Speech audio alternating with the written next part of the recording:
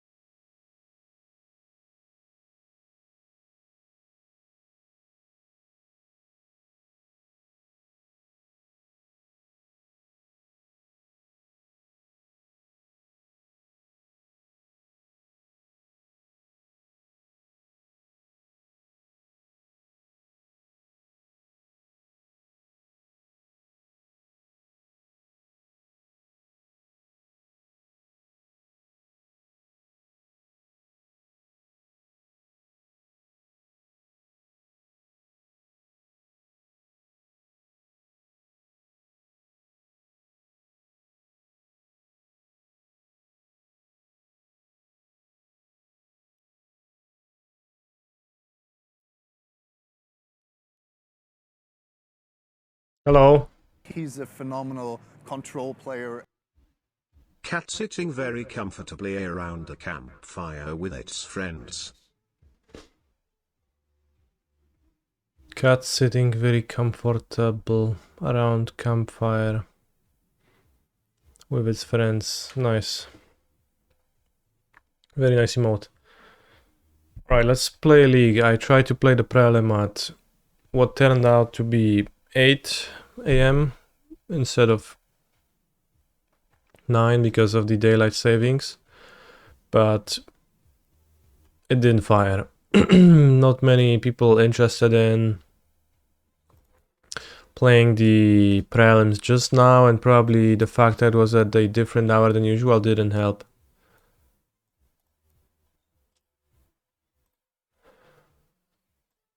So today I'll be playing leagues with Titan, but I got 1 Tolaria West and 3 Summoners Pact, 2 out of 4 Mykosin Gardens, and 3 Escape to the Wilds.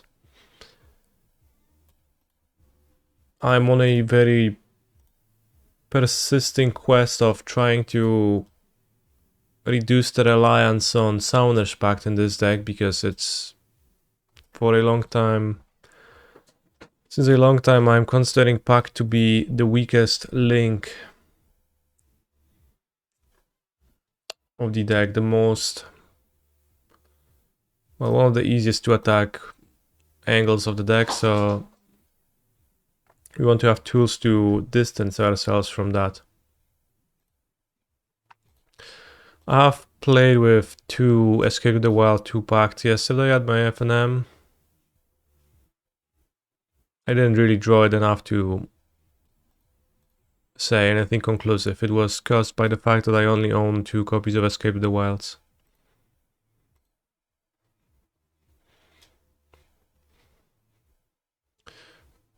I did remember about this card because I remember the spike decks for some reason, which are the amulet builds that eschew Titan. Of course, they play Golos instead for no reason, which is just bad, right? Like, doesn't make sense. But Escape the Wilds makes a little bit of sense, and especially in post-board games alongside sweepers might be okay. He's a So phenomenal control player. let's try Happy anniversary. let's try it in a league. Thank you guys for the subs. Thank you CD Cream, thank you Armek Oshem, thank you Bobsha. But chess can't wait to play against Leyline Sign on 52 other cards. Yeah.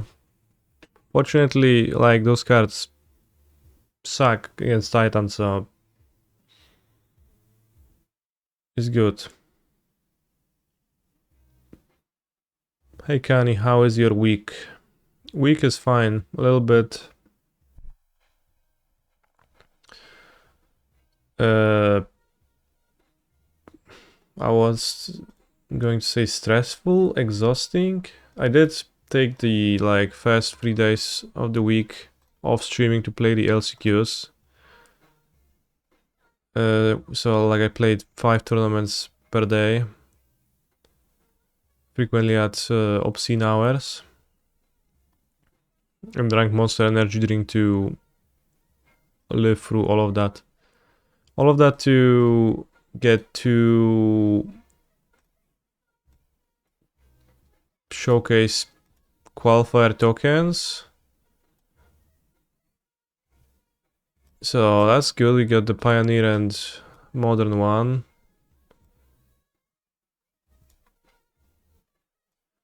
Which unfortunately I'm not going to be able to utilize just now, because this weekend I'm going to Prague for the LMS Legacy. I'm wondering if it's even worth playing the Legacy event instead of playing 2 showcase qualifiers on both days of the weekend though. So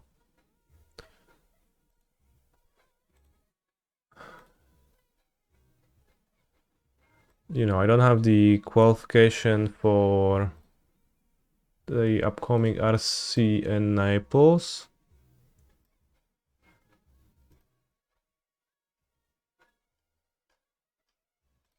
But the Prague is like an RCQ, right? You use it to qualify for the RC. And this is 2 PTQs. The winner qualifies for Amsterdam anyways. And for the MOX.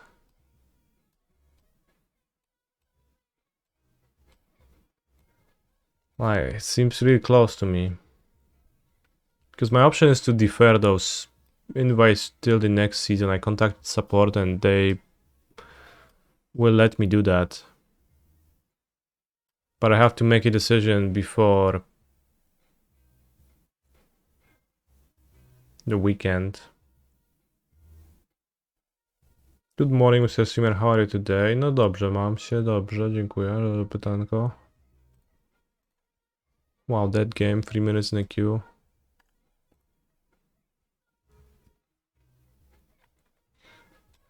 So yeah, I'm thinking about what to do with my invitations now.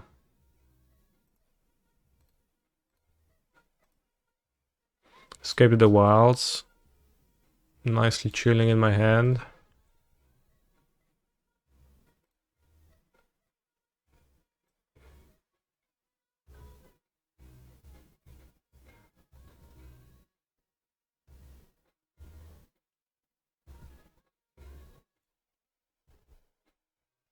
You ever worry about people looking at your hand through stream? Well, surely that happens some portion of the time, but I wouldn't say I worry about that too much. Hey, we just mulligan to the same hand.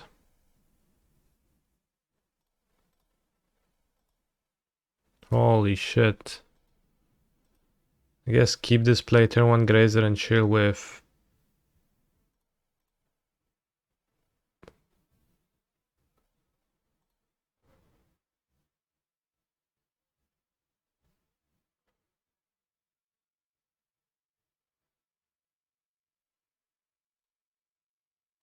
He's I a don't know. phenomenal control player. They keep hiding the sub with Do I think prime it's better to button cut better pact and for better. escape than cutting something like Grazer? Maybe 2 pacts and 3 Grazers or some other combination? Question mark. I am unlikely to play a list like this one for like a longer amount of time, but I just wanted to try triple Escape the Wilds. And also wanted to try minimal reliance on pact. So this list, playing it through a league, it's going to let me gain info on those aspects the best.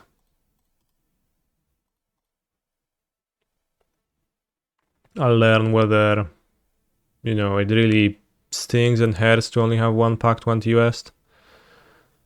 And I'll learn the most about Escape the Wilds because I'll draw it the most.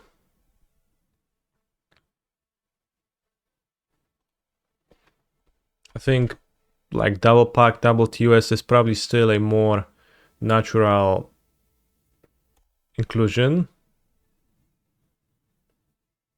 Or perhaps Escape the Wilds is actually better suited as a sideboard card, which I think is the most likely scenario.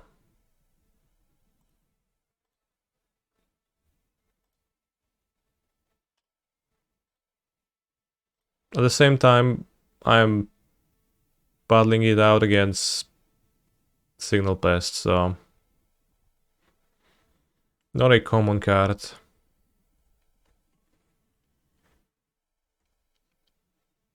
We'll go to a terrible 5, drew the 1 ring and probably will win anyways because my opponent kept the 1 lander. Maybe they'll just go land Bushwalker 2 turns in a row and they'll kill me or something, but...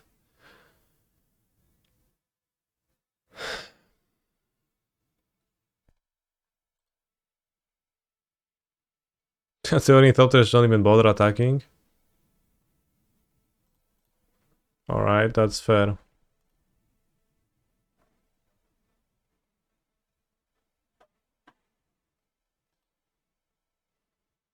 So I could... well, they only have 1 card in hand, so... Like, they can't really have much that's threatening. Should I make them draw 2 with the 1 ring? Perhaps. They attack me for what? 1, 2, 3... 6, 7. Up to 7, but most likely 4.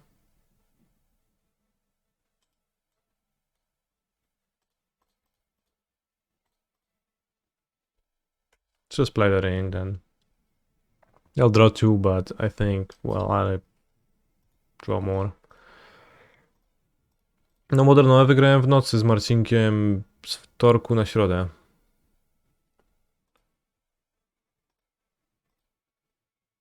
To było to, co patrzyłeś też do 3. rundy.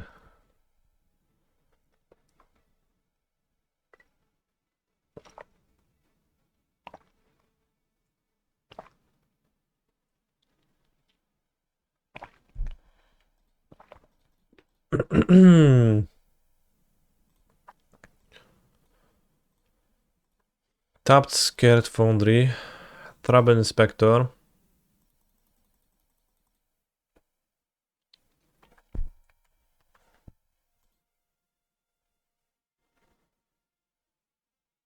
I haven't played leagues in a long time, but holy shit, that's kind of crazy how you play against decks like this.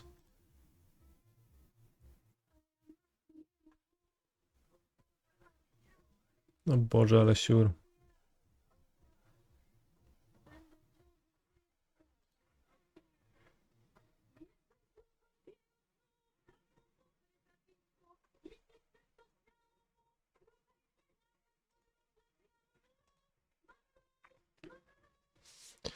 Let's say they play a Goblin Bushwalker.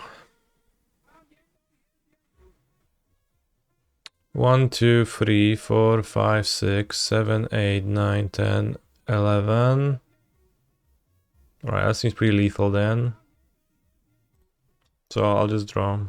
No reason not to draw. Okay, I drew a Grazer. What can we do with that? I can play Amulet, copy, play Bounce Land, have 4 mana, Grazer, plus 3, 7, 8 mana, cannot transmute. Sad.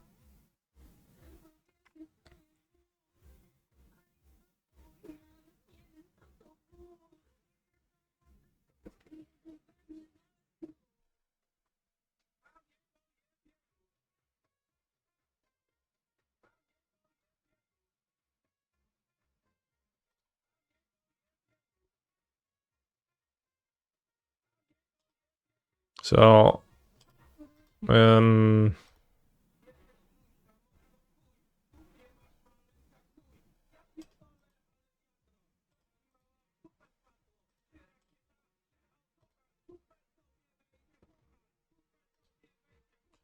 Focal?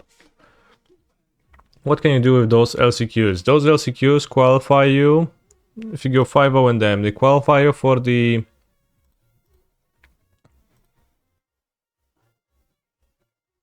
Pioneer, well, Pioneer Legacy depends on the format, of course, depends on the LCQ. They qualify you for the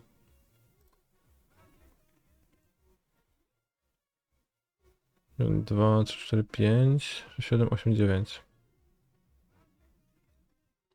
Can we somehow play Dryad here and start wiping? I don't think I can.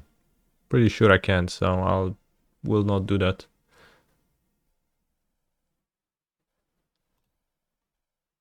Those LCQs qualify you for the showcase qualifiers, where you can qualify for the mocks.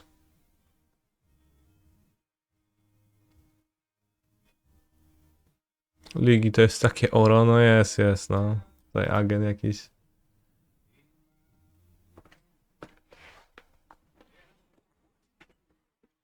So they can qualify you. The 2 tokens I get, I can use them to play in tournaments that qualify for the mocks and for the PT.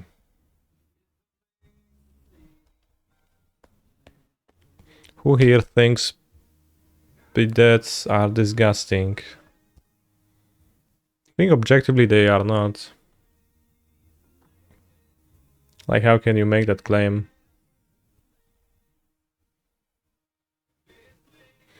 Qualifier of qualifier of qualifier of qualifier of qualifier of qualifier, yeah.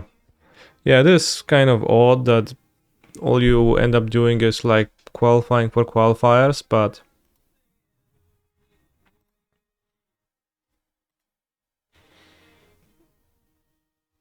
it's a really nice one, the qualification.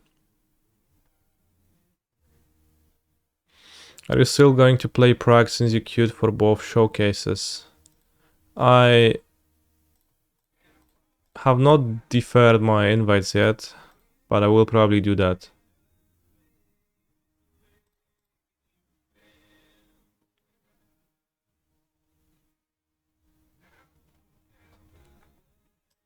But I'm wondering if it's worthwhile to play the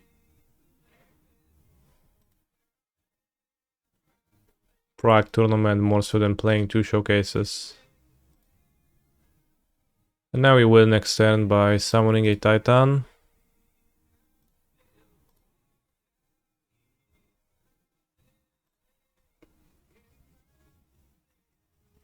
This one, of course.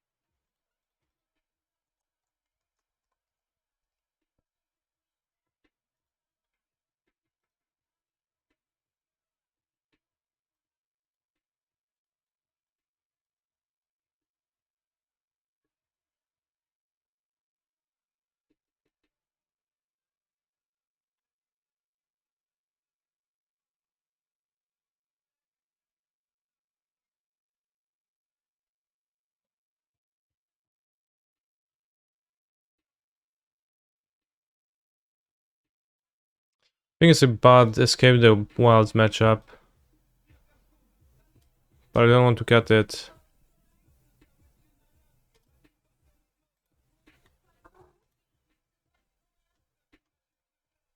I got board down on Explorers. He's Maybe a let's board phenomenal down 2 control sagas player. because white has enchantments. I don't know. Enchantment destruction.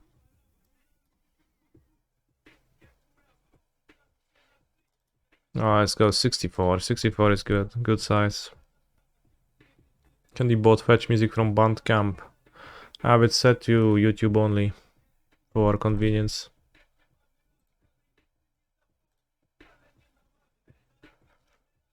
Fracom, thank you very much for the Sabini.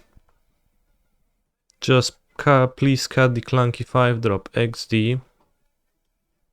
What's so bad about Thragtusk?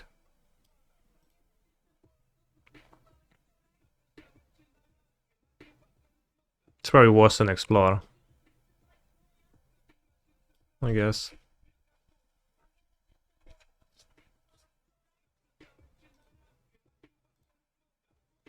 Kiełba Bloda. Kurde, jest Roblox ten. Roblox,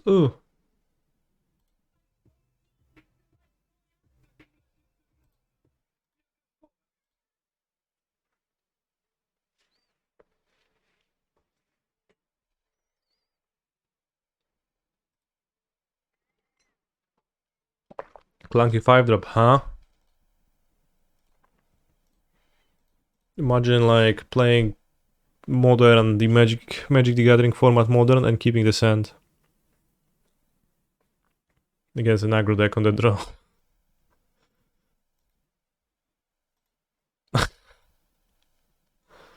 Well.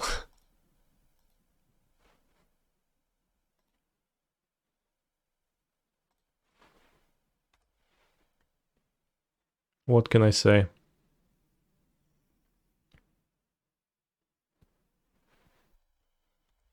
Crawling Vestige notably better than an extra bounce land would be here, better than Celestial Sanctuary could have ever been in this hand.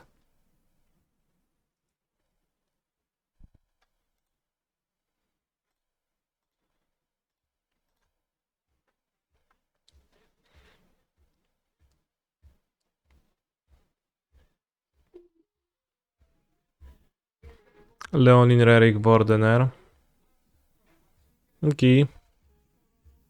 Punished for ever thinking I can saga a person postboard.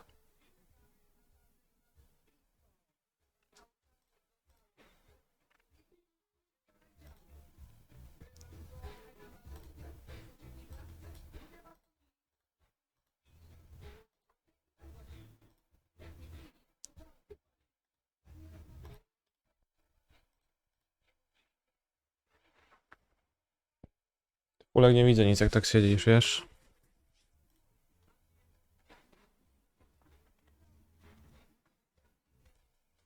Today a guy that streams Hand Showdown, a game I played with Post Malone and they talked about Magic the Gathering. This did feel a bit surreal. Hand Showdown?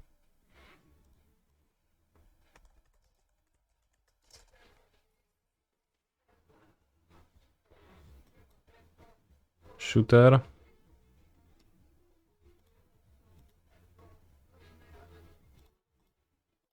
Did they talk about Magic or did they talk about EDH? Hashtag EDH. Worst kind of Magic. Hashtag.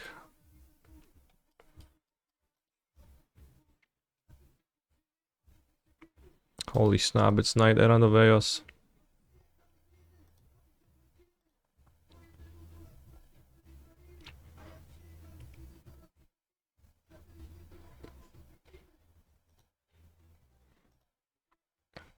Didn't even play the Sentinel? We probably should. Not playing the Sentinel? Odd.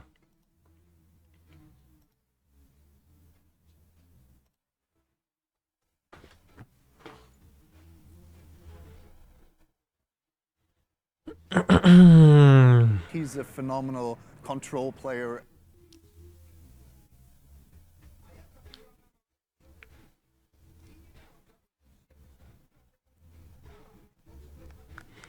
I'm glad we finally have Thragtusk to fix the Burn matchup. Same.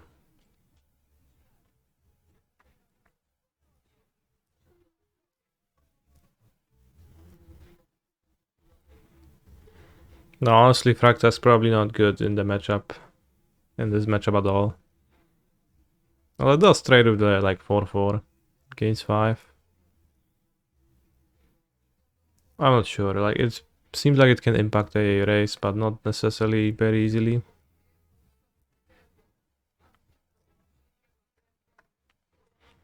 I summon Venerated Loxodon. Exclamates opponent. Okay. Says Canister. Vansol, thank you very much for your Prime sub. I appreciate the heck out of you doing that, broski. Silence. Holy fuck. Silence. Silence. I'm guessing it's actually for Zoo. The logic is there, cause binding. Yeah.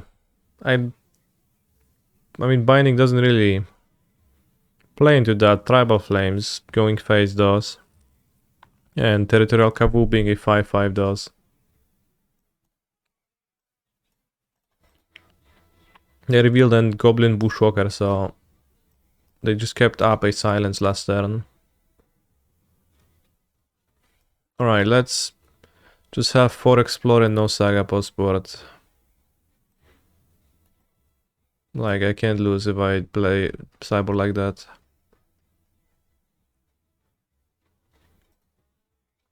And Thragtusk and Escape the Wilds are a bit bad, but so am I. And as I said, we need to play test.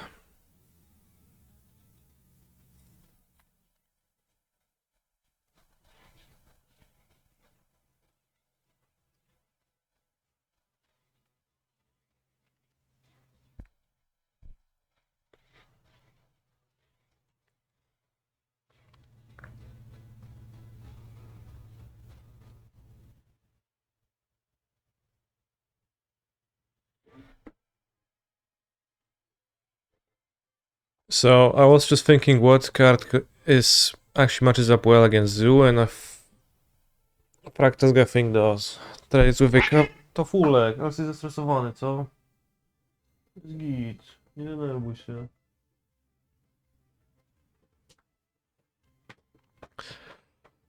Thragtusk does by gaining life, blocking Kavu, trading with Kavu, not being like easy to attack through, leaving a charm blocker, being cheaper than Titan, not getting stubborn denied, not being easy to clear to attack through. The second monster doesn't trade with a Kavu anymore, but it blocks many monsters still.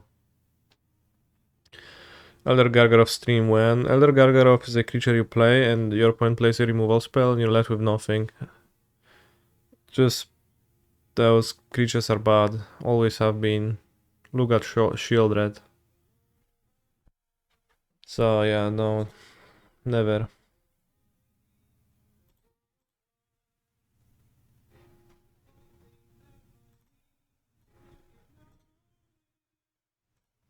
We don't play cards like that in the stream. Isn't End generally better than Tusk? well, like 6 is the Titan range, so it has less. Like, yes, General Sense is a better card because it's a forest too, but it is not.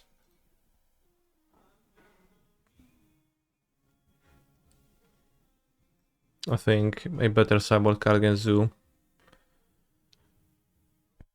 Which was my thought process, that Zoo is very popular, and not having sideboard cards against the very popular deck is something you can do with, like it's a good matchup anyways. But there are some cards I would like to board out, so having some cards I would like to board in would be nice too. Bounce land lets us pop off. Yes. We draw a... well, it needs to be a Gruul Turf. Well, it doesn't need to be a Gruul Turf, we have the Dryad. Or red fixing.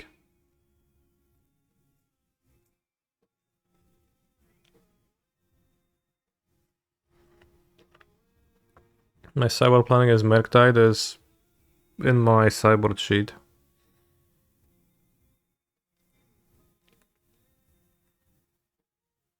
Like, doesn't change too much.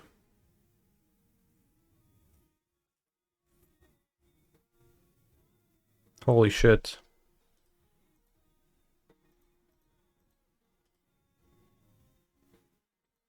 We are doing it.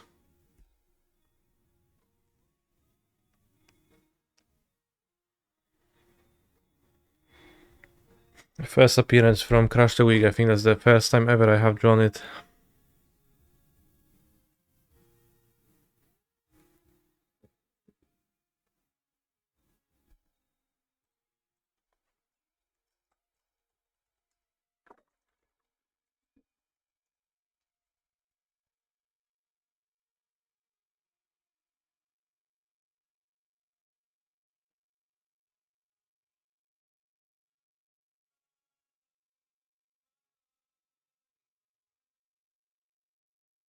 No! Holy shit.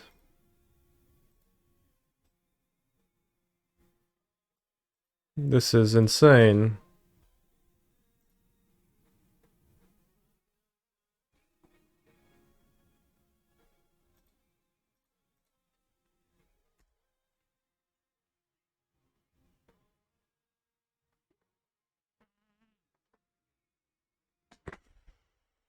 They were ready.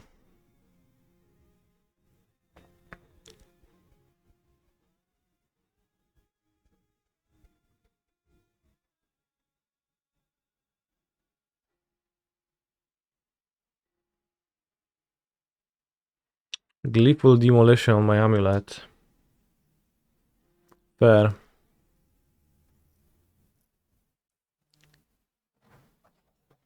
Another one? Epicure, Rocky.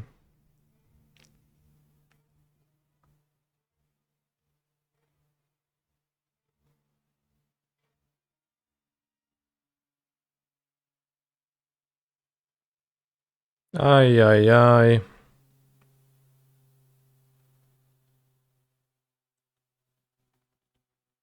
Voldaren Epicure and Esper Sentinel. Those are some banger cards.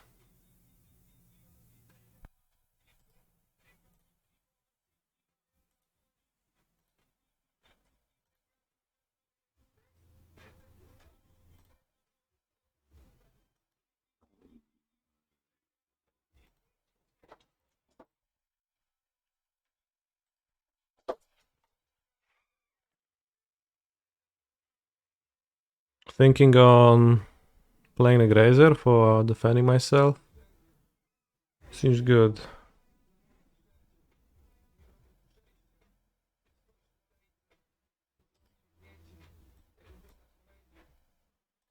Like, I need just the Dryad plus Amulet.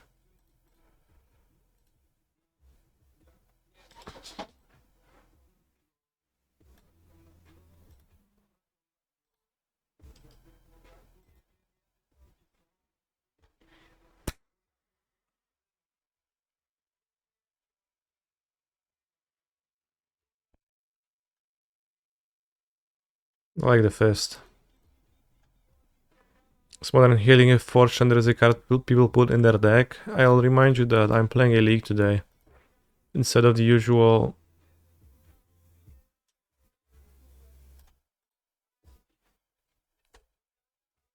prelim, so people just play what they wish to play.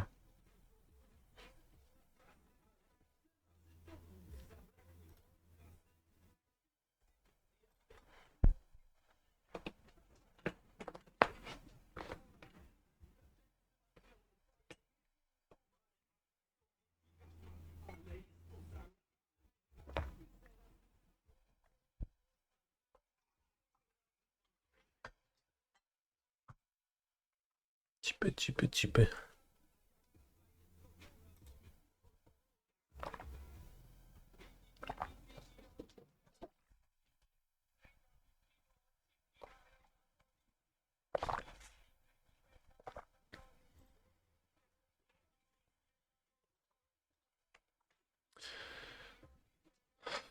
So yeah, hopefully villain doesn't destroy my Dryad or Amulet. Oh no.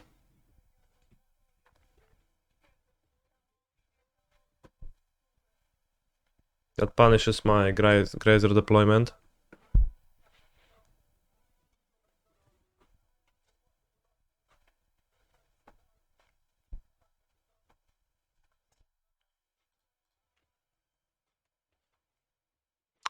So I'm likely screwed unless I draw the Onion Ring.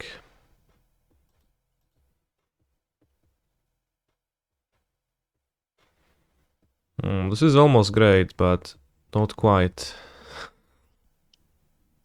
Well.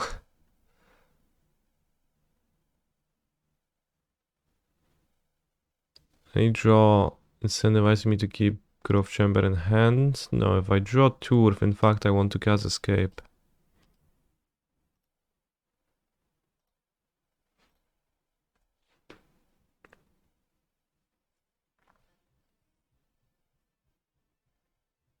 Of course my point is silencing me on the next turn and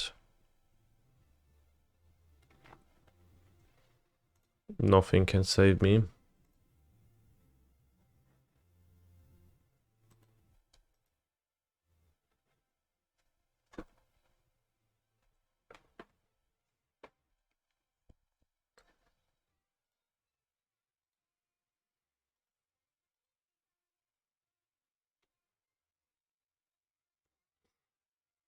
Goblin Bushwalker, quick math tells me that I will suffer lethal damage now.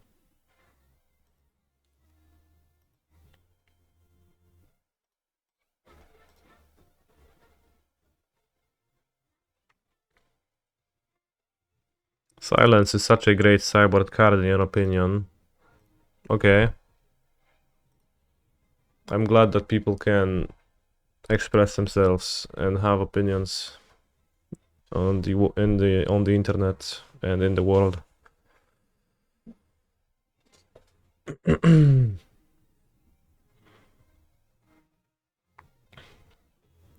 So I think this match was in L for Escape to the Wilds main deck.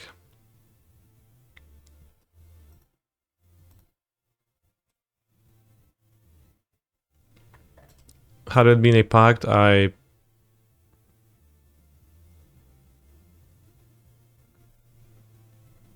could have left the other Grazer in my hand, and then once they take my Dryad, I can play Titan.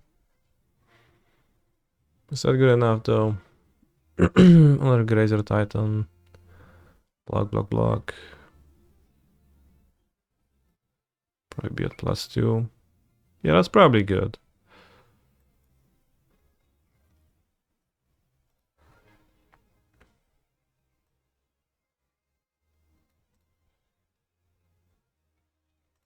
So definitely a strike against strike one against Escaping to the Wilds so intensely.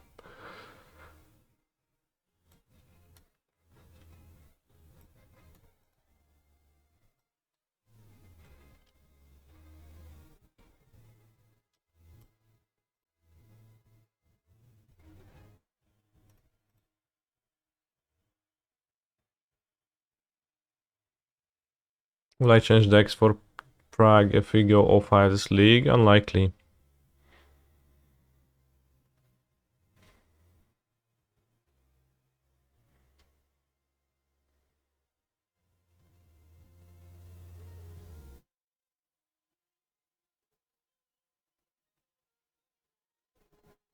We'll put back Ottawara Gardens to make constructs with the Saga. It's gonna be a little bit of action. Enough action to maybe impact the game a tiny bit as I draw out of this. Move to 5. My opponent leads on Darkslick Shores, puts the feeling of terror in me as I think of mill, but then they play a preordain. Just curious. Can play 2 amulets, but it doesn't really change anything, so I'll make constructs. Yeah, I'll update my Prague list. Chatters. Maybe it's some kind of a combo deck if they play Sleight of Hand and Preordain. Perhaps Lotus Field, Twiddle.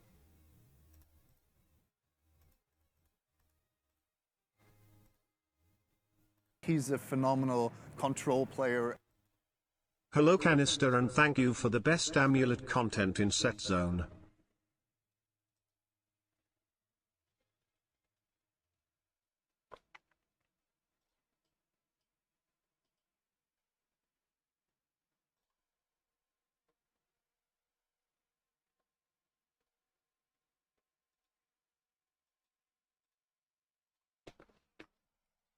Would have preferred perhaps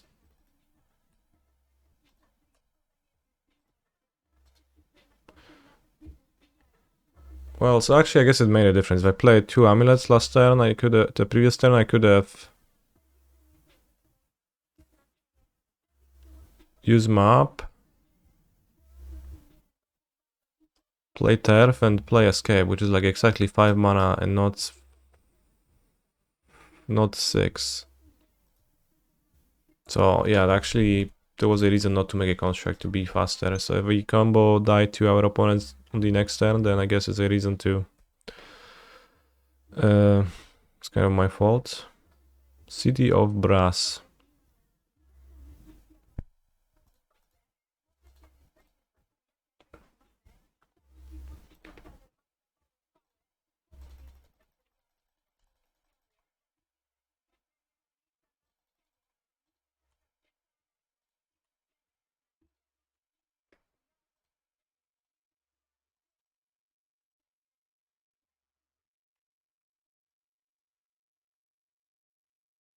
Unfortunately, we had the nightmare scenario of getting Hanwar Battlements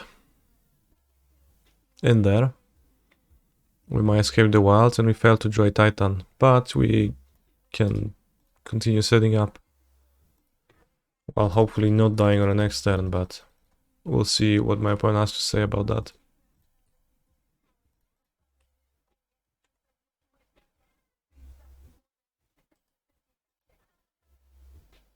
Mr. Beast. A bit late.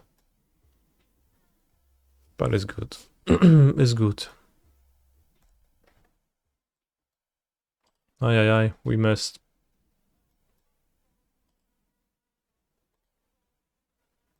Two damage. Let's not miss 2 damage.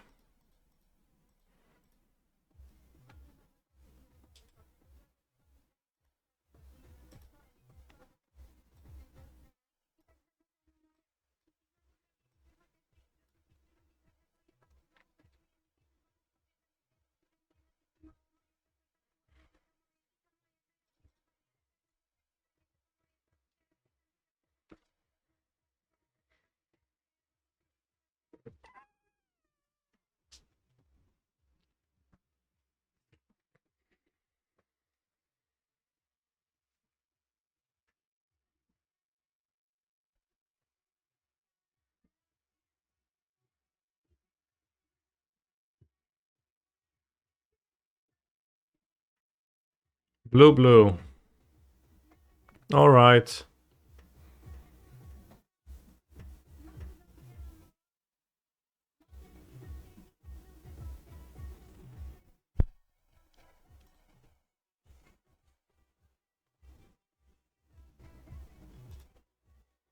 Usunąłem baile.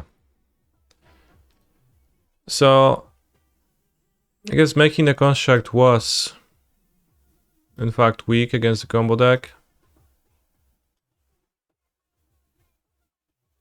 Which the first Darkslick Shores doesn't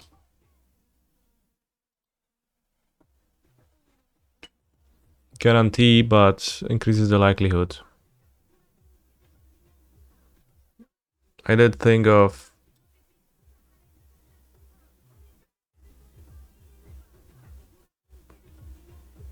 that possibility, although Lotus Field Twiddle Storm came to mind more so than this. Bolide. So, my sideboard.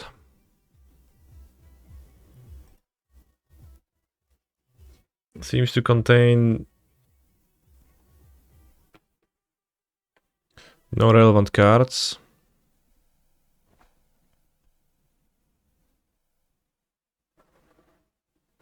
Except that the One Ring is not particularly good. We could use Defense Grid to counteract their interaction. I think the ring like kind of doesn't do anything. Escape gives me an extra land drop, so double amulet can actually like combo a bit further. What about turn the earth to fill their deck? Grazer stings. Grazer is a card that accomplishes being fast.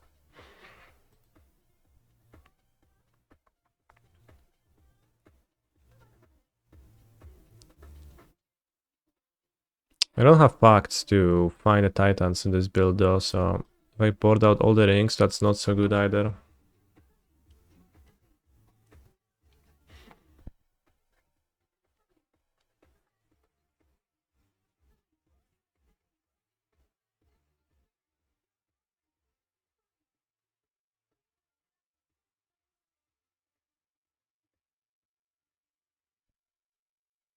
So I think we just should go without Defense Greed.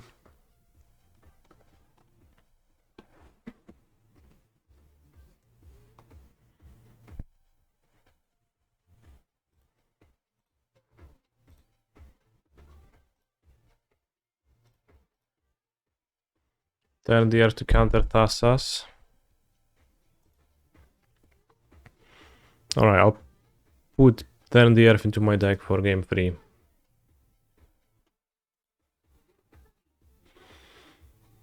Sure, buddies, why not?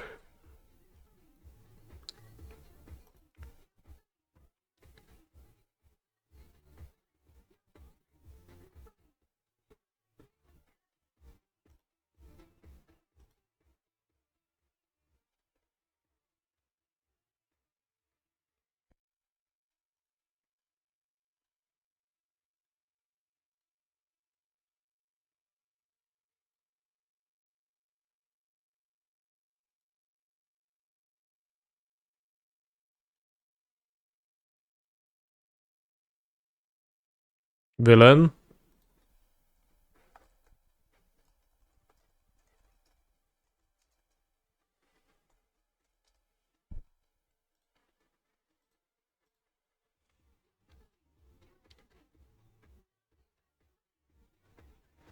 Unfortunately, Villain is not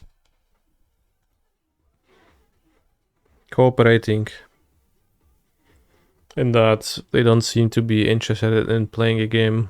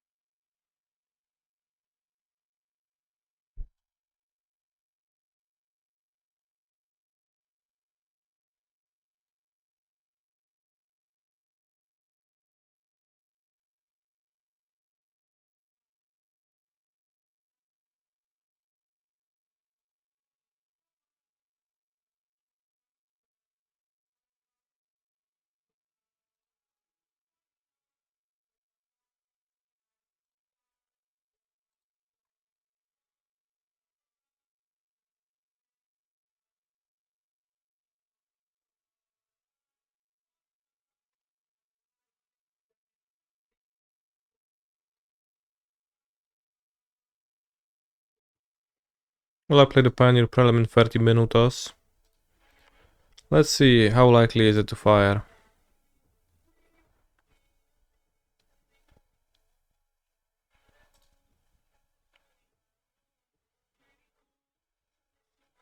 My answer is probably not.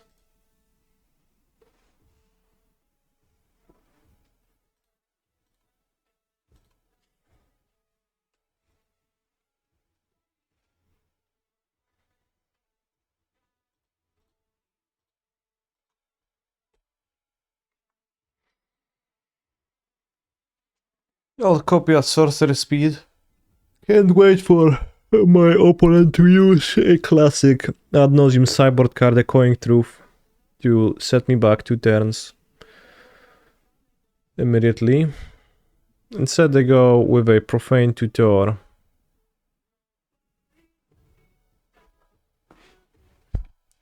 So they can't Pact of Negation Angel's Grace, so we can just kill.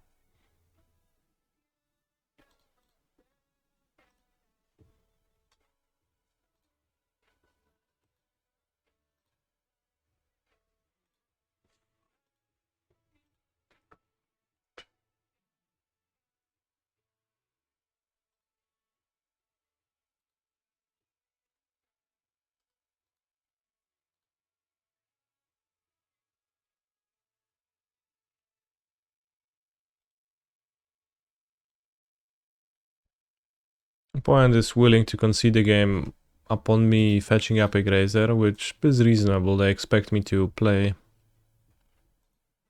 a monster as a follow-up. Could perhaps maybe board out Otawara or a Boseju. Like, how likely am I going to be to bounce anything relevantly? Pretty unlikely. Maybe bouncing like their mana source is relevant.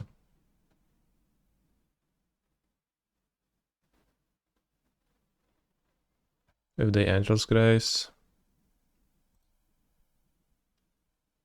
I guess Turn the Earth actually might be helpful. Turn the Earth also, being in the deck, opens the option of going big with like Colossus, mirror pulling it, and then mirror pulling again if you need like the Colossus to draw your deck.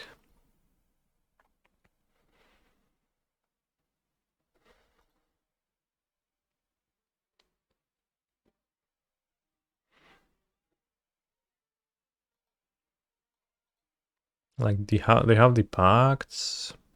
Maybe let's have like 1 defense grid to draw 2. It probably doesn't matter. Probably is not helpful.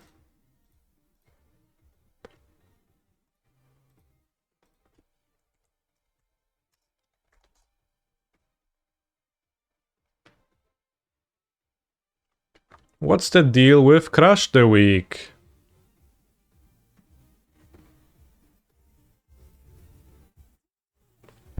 Exiling is relevant against Magus of the Moon out of Scam with Not Dead After All. And then like the Foretell ability makes it like it's an advantage to have over Fire Spout. But it's also an advantage against Young Wolves, so I was thinking if exiling Young Wolves might be a bit of a viable strategy, because I'll keep losing to my Yawgmoth opponents just getting to chill and have the Young Wolves in play forever. So I was thinking that maybe I should attack the Young Wolves a tiny bit more.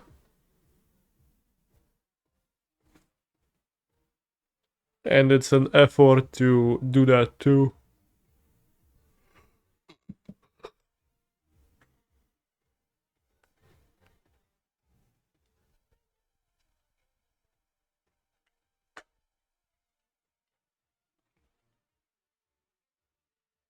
I wish there was a Dismember that doesn't cost 5 life though.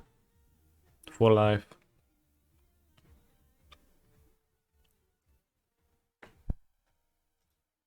Kind of tired of having to pay life for my Dismembers.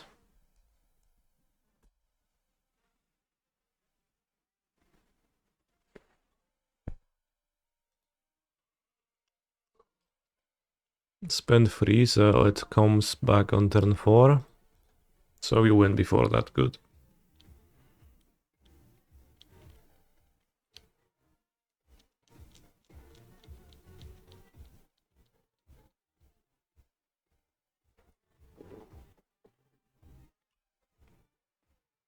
I hope Uro, love emoji. You sure do, buddy. You sure do hope.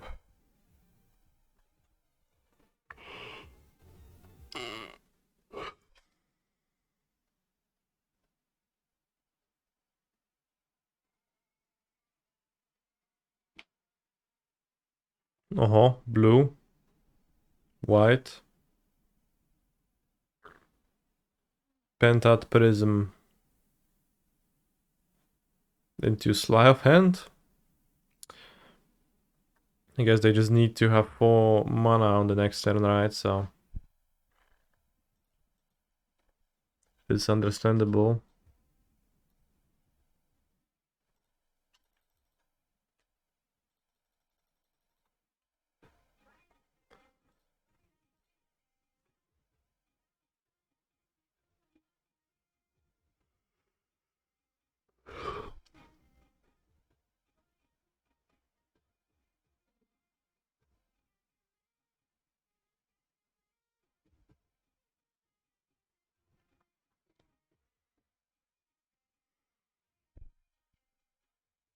Double Amulet, Freelance in hand, Colossus probably wins.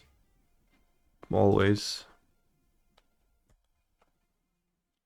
And we get an extra draw step, which is either a spell or a land too, so I think I can play the second Saga just in case.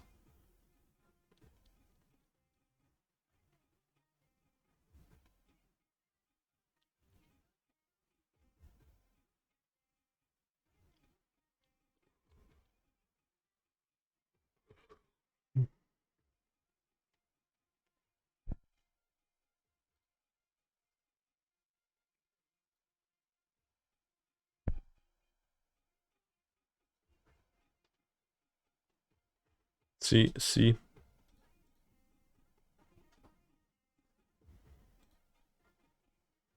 They preorder, which means they don't kill me. That's good. Which also probably means I get silenced next turn or something around those lines. Profane Tutor suspended. Okay. What is opponent playing? It's a classic modern deck ad nauseum.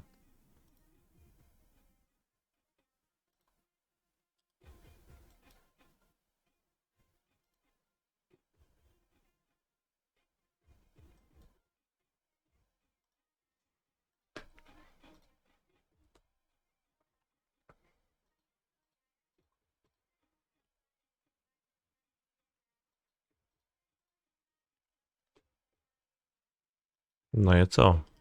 Najedzoną.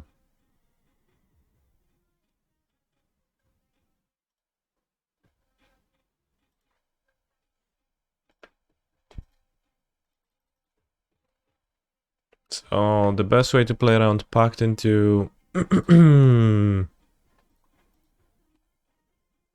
Angel's Grace would be to not play the second Grazer and play the Colossus like this. I guess I could also Pact and pay with the Bloom. My opponent decides that my Colossus resolves though, which, well, decides. Or maybe just lets the Colossus resolve. Slaughter Pacts it. That's fine with me.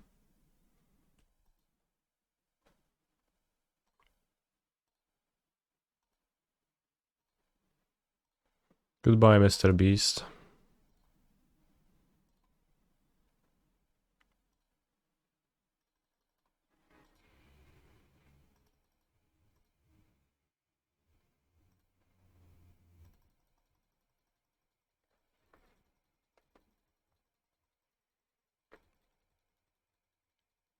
So now I have 10 on the earth available. I could shuffle Mr. Beast back into my deck. together with a mirror pool if my opponent like survives with an Angel's Grace and then have turn the earth in my graveyard. Plus the threat of... Wait, you silence now?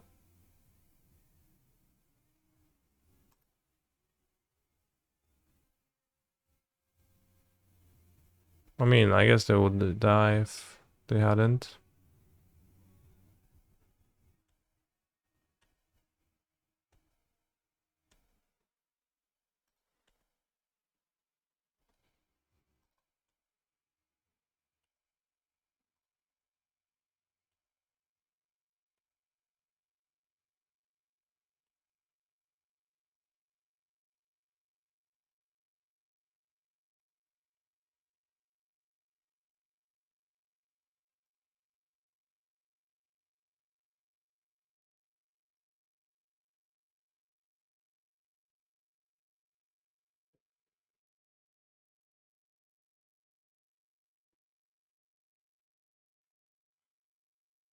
Yeah, I can fetch 2 lands from my deck if I...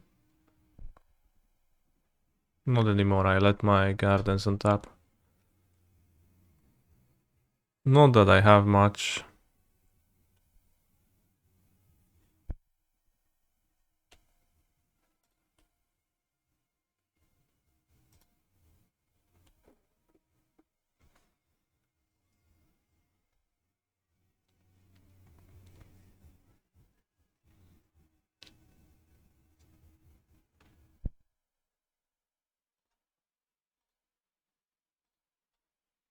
Let's map.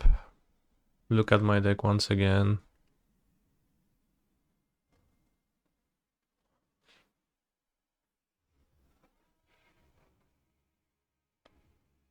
I guess I'll grab a Boseiju.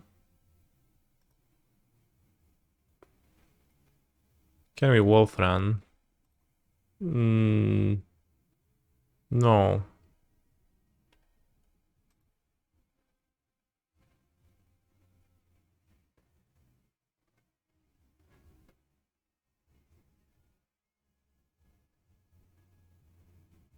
We cannot. We already made a land drop and we are silenced. Boseiju, their Lotus in upkeep and hope they don't have Ad Nauseam in hand. We'll see what they do. Likely.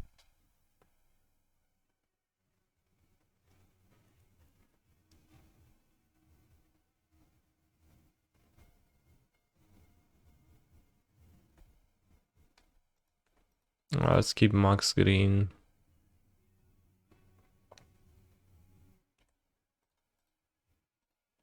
No copying with the gardens because it's an extra green for my effects. We go to their unkeep in which villain has to unsuspend their Lotus and pay for the pact. So first Lotus comes into play.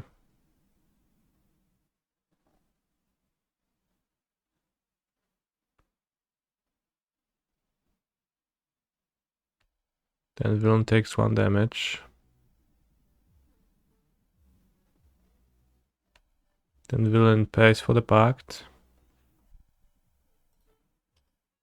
Then I'll Boseiju the Lotus.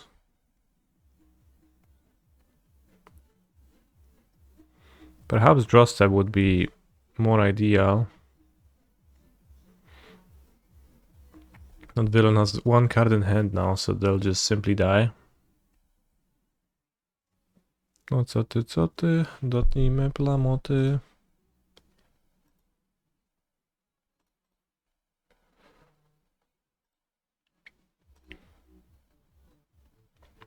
You're gonna play a classic.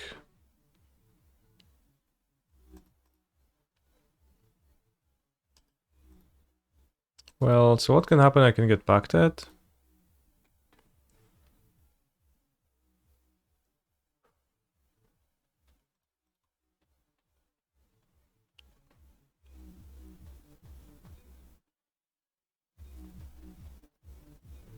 But I can still play a second Titan.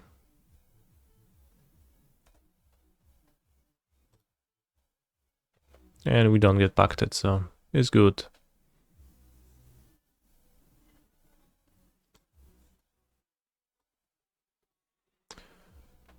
If my opponent pacted this, then they have no cards in hand, I tap my Gruul Turf, leave red in my mana pool, spend green to cast Grazer, put Boseiju into play, untap it 4 times, so I have 4, 5, play my land for the turn, 6, play Titan, win.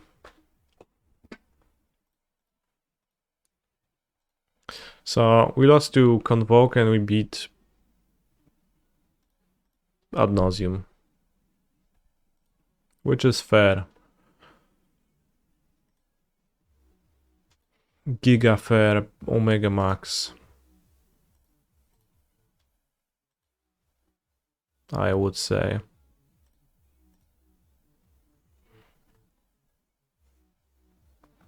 Maybe I should play the prelim in 5 minutes, 14 minutes.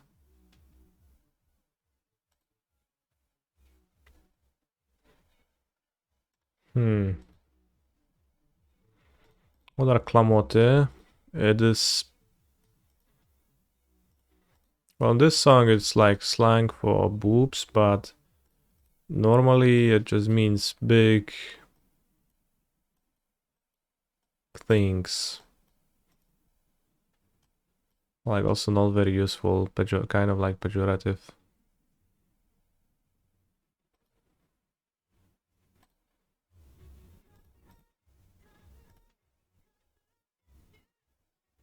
Dryados, not really interested in Dryados in this end.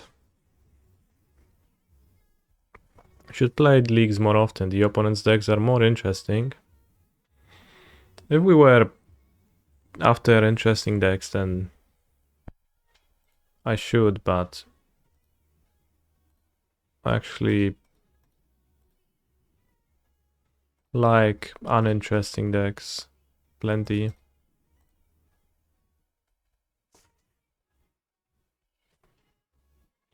Also just means huge badonkers. Well, in this song it does, but in general I don't think it really is used that way.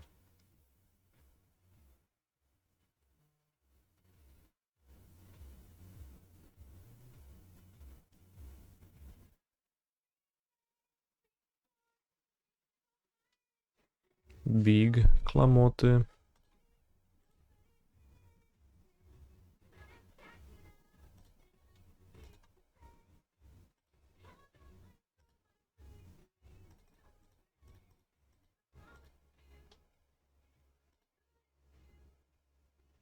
Holy shit, next turn we're going to cast Escape the Wilds. So this just seems like scam with Stalactite Stalker, not the wildest thing we've ever met. Doughty. Not interested in casting my ring.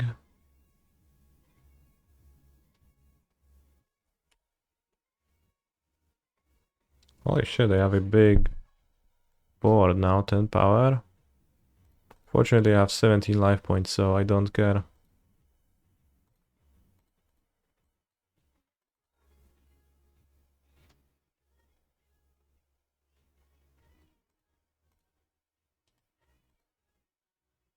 Time to escape.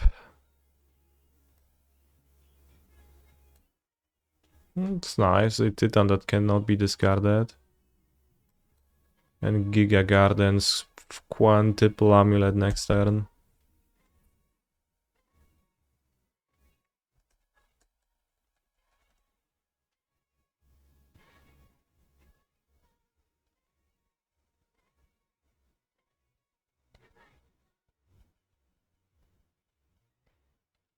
Fotsies cannot take my Titan, friend. Heh. Escape to the, what I'll say.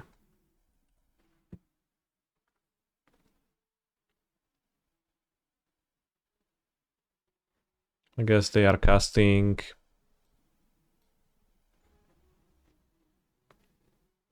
the One Ring.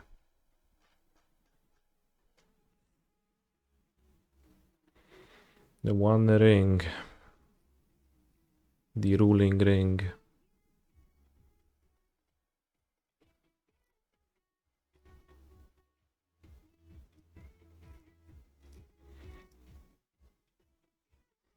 You always have a tough time choosing with no amulet. Well, I'll have 5 amulets in play. 4. Rather than no amulets, so that's what I'm thinking of.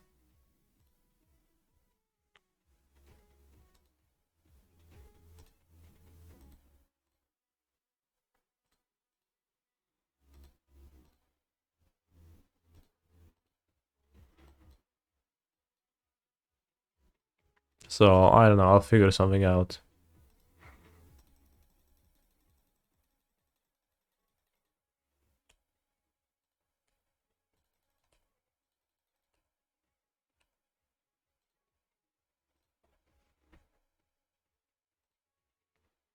Five amulets.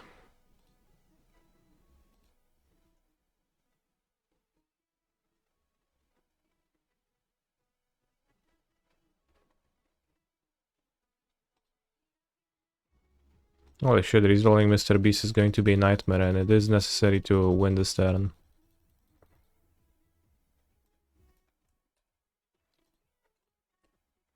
You could also just Otawara the One Ring. Instead of going through all the copying.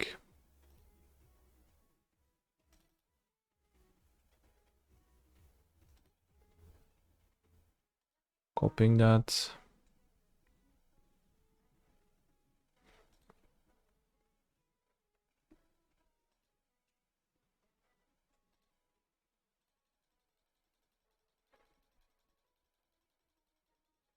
What if villain responds with Orcish Bowmeisters? I guess they won't, because they would have cast them earlier.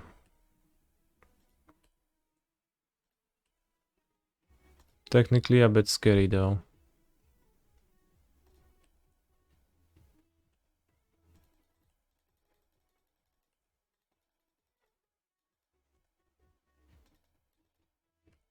Or my amulet's jumping.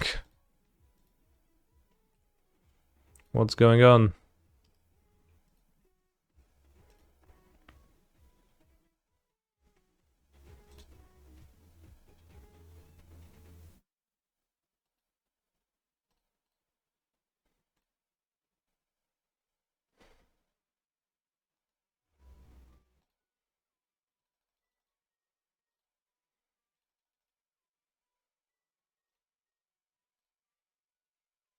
Let's break Modo.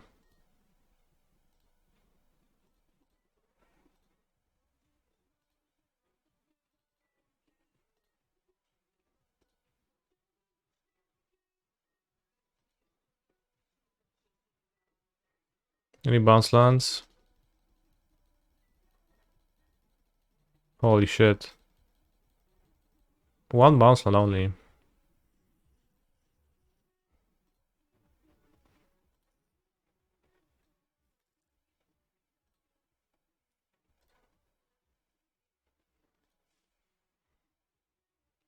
Choose a Boseju. That's a bit large stack.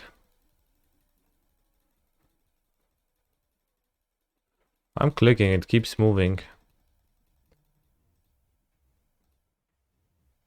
I want to put the bounce lands at the bottom.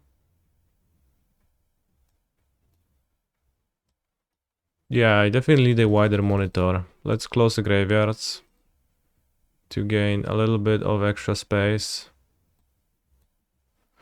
Although it's not of much use.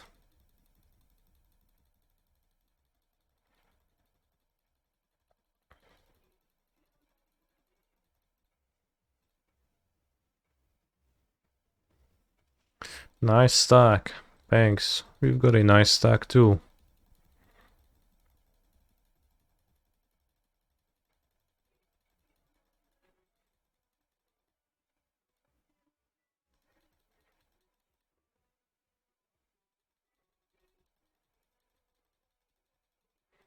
Anyone notice what was the time when we played Cultivator Colossus.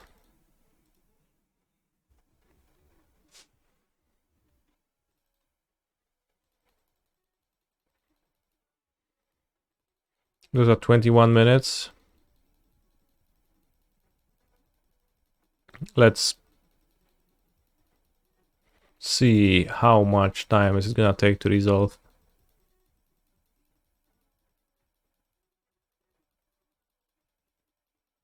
22:05. Holy shit.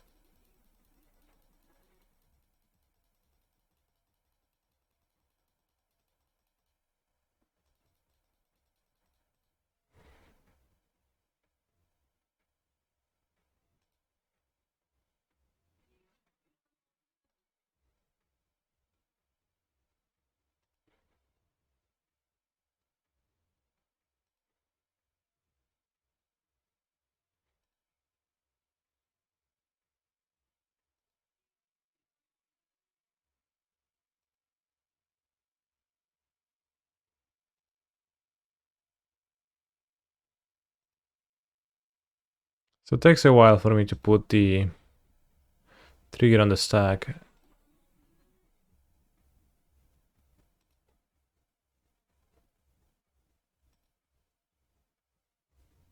What happens if you stack the important triggers in F6? You need to stack them.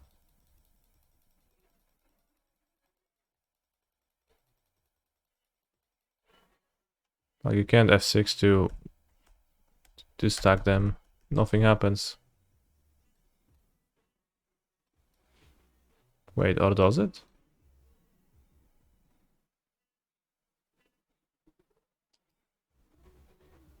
No. Yeah, nothing happens.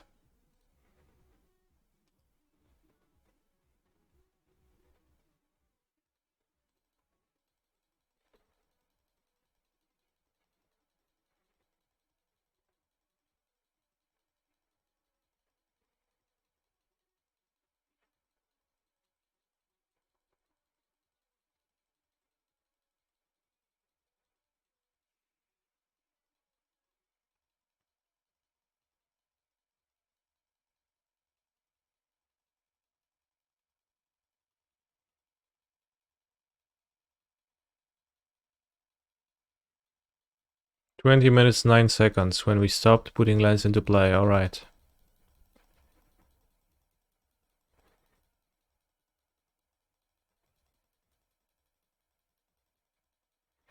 Can't you start automatically if all are the same trigger?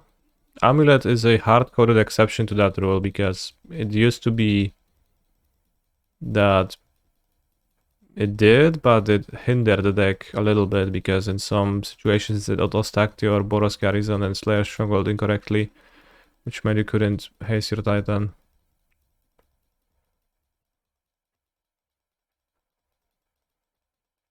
Or rather, you couldn't bounce Slayer Stronghold in spots where you wanted to. So it was hard-coded as an exception to that rule, which now is a bit tiring with Cultivator Colossus specifically.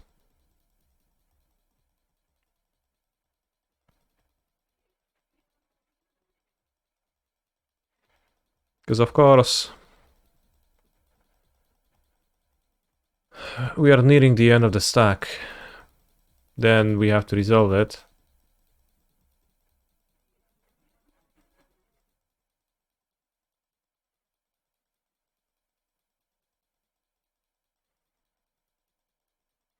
But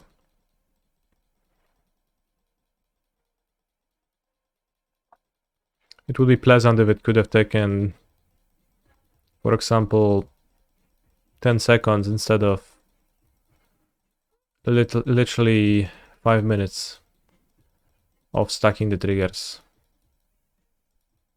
It goes faster now, there's less to put on there. But, alright, it took 14:35, so it took 5.5 minutes of stacking the triggers to just create the stack. And it's solely because of the model lag. And now to resolve the stack is gonna take a while too. Let's say we want to like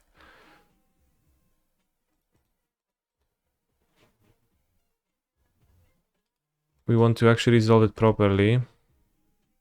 I'm missing mana from Cacique Wolfram, and again. And again. Oh, it's the Boseiju. That will take much more time. Really need a bunch of mana though, so. Can yield to untap abilities from like 4 amulets, probably.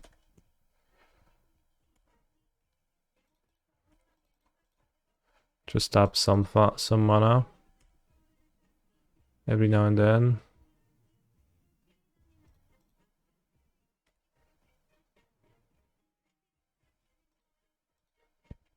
And now with this amount of mana, it should be fine. I'll just auto yield to all the amulets. They have ring protection, remember. I know, I'm planning my entire turn around that. The way we beat ring protection, I'll just show you.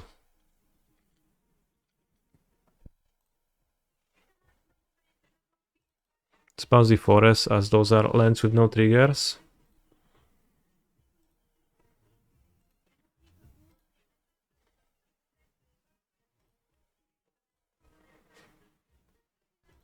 Here's 1 turf to my hand. Play Dryad. Play Forest. Shoot Doughty Doughty.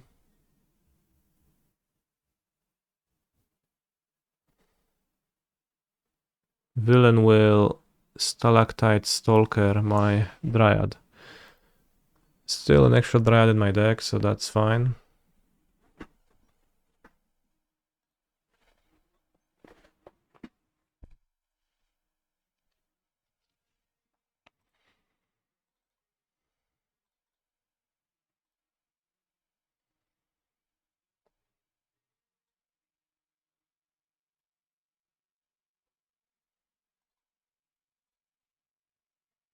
The rare Grazer lethal. One has ring protection.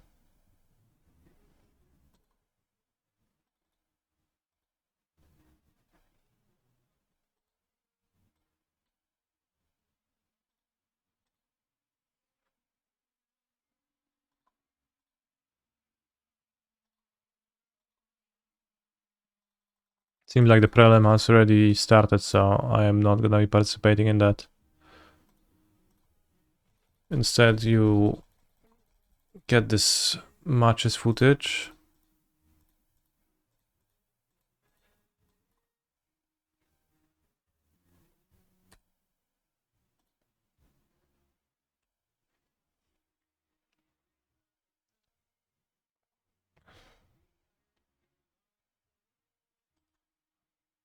Now I'll bounce the ring. I'll play the ring. Gain protection myself. Now I'll play Primeval Titan.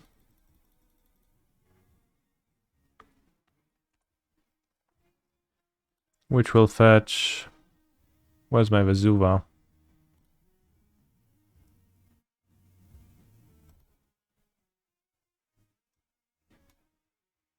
This is my Vesuva.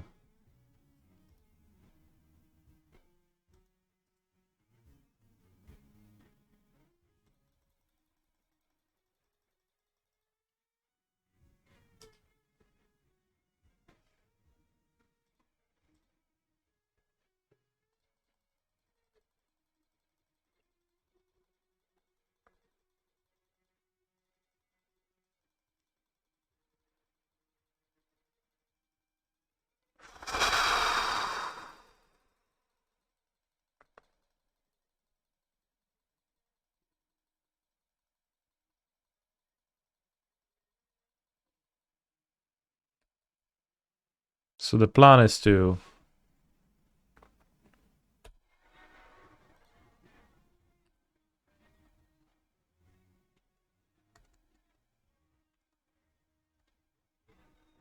Bounce Vesuva. Bounce Forest.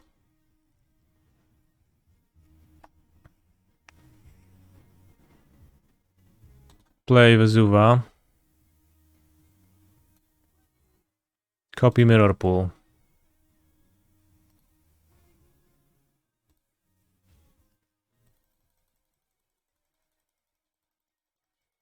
And now we have lethal on my opponent's upkeep through a removal spell.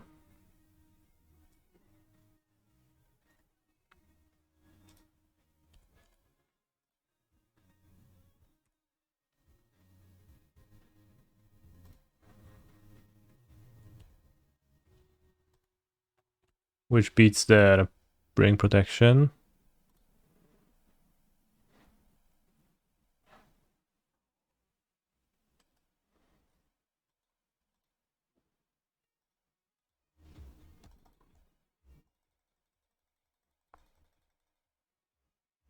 Which I'm doing mostly for the shits, but it took...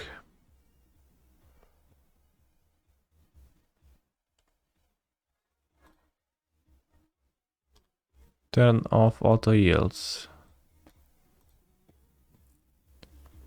We need to put freelance into play.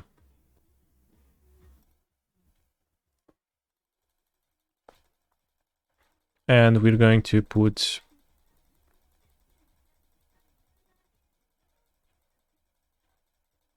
all 6 Valaku triggers targeting my opponent.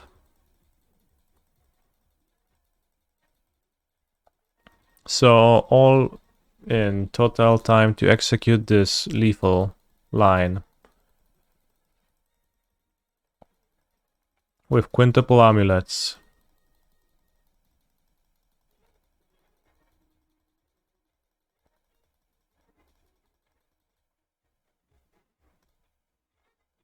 Will be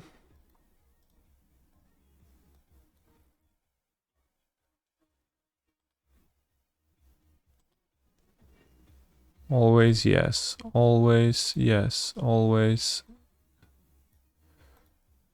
yield.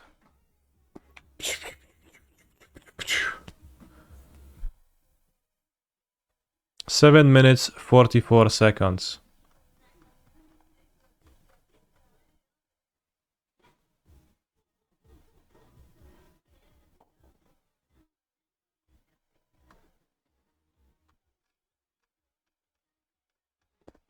So we started at 20 minutes 55 seconds. So 13 minutes and 11 seconds were required since we put Colossus on the stack.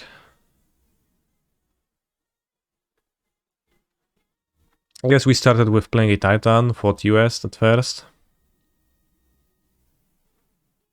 So it doesn't seem like it would be easy to perform multiple times per match. Therefore, I'm cutting Cultivator Colossus for game 2 of this match.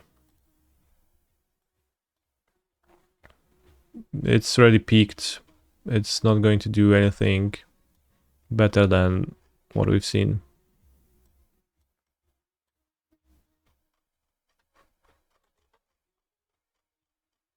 You cannot Boseiju your own amulet. It is not a legal play.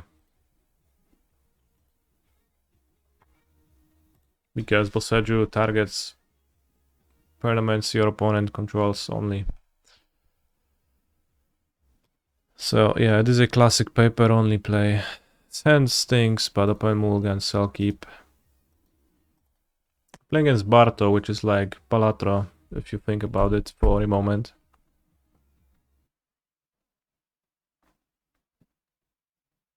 They fetch a swamp and they play a Stalactite Stalker.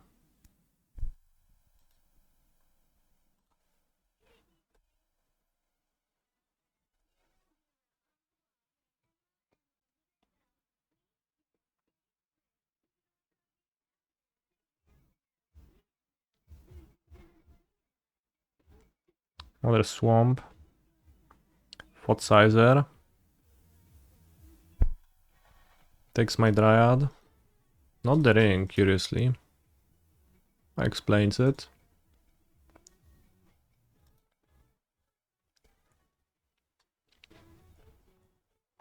I have 2 swamps, which is, as they say, sus, but let's make it so that Dryad is a good top deck. If I get mooned, I probably lose this game. Regardless, so let's ignore that. Red, black, Inti, and Stalactite Stalker. Holy shit, that's a lot of pressure. I'm probably just going to die to the creatures attacking me then. True Dryad, that's excellent.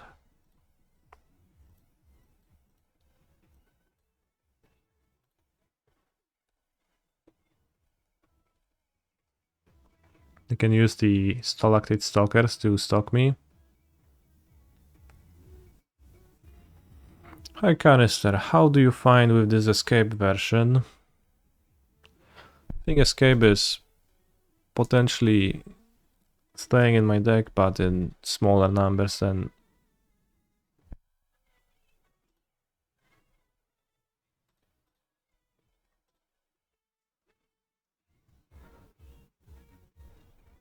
what I have now.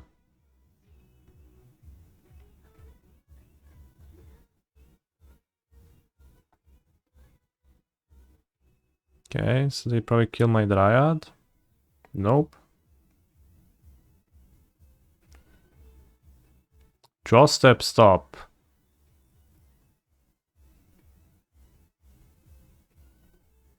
Draw step stop is so funny.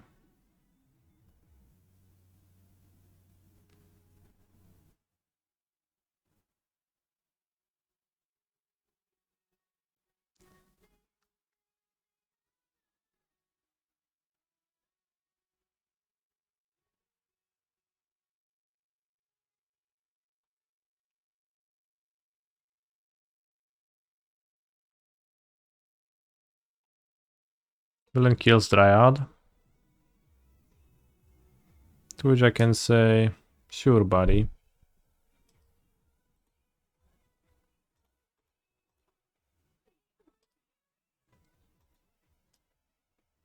And I'll use the Tawara to bounce the 5/5 Stalactite Stalker win if I draw a land, most likely. I guess the target. Probably just target the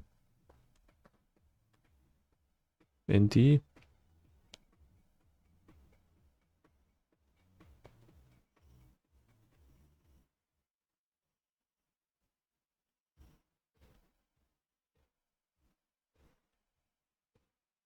They reveal a Ragavan Nimble Pilferer. Alright, so that's mostly relevant.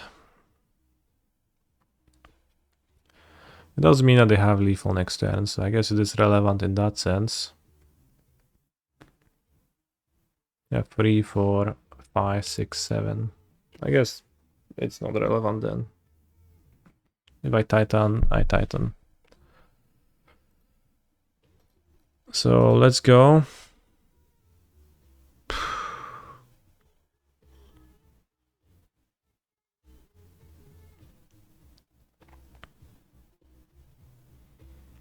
Escape to the Wilds. Notably poor because uncastable in this spot, so.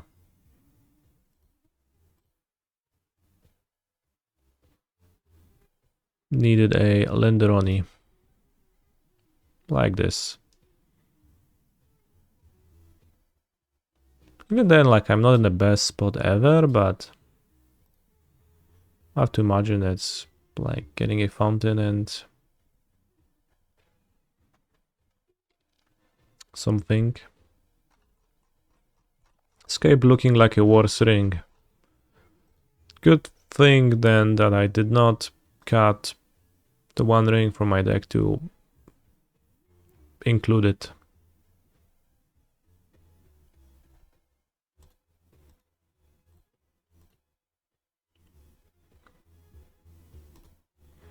Double Grazer. Guess my opponent's selected Stalker build. Grazer is actually pretty solid.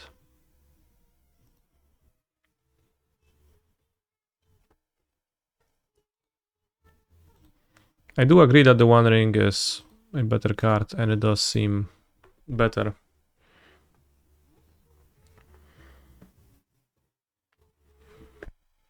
Put Mulligan to 5 cards.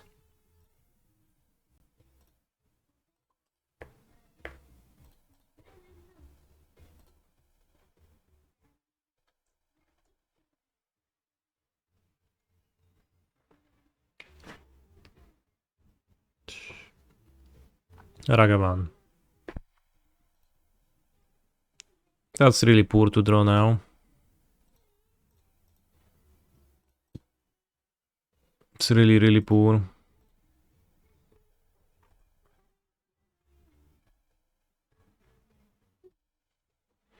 What a mana base.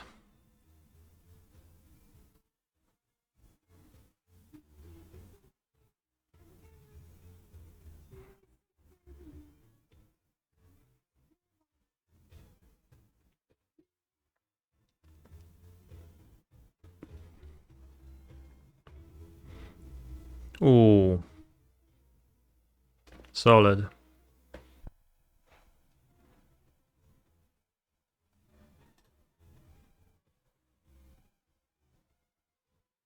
They flipped a Bone Crusher Giantess. I'll block.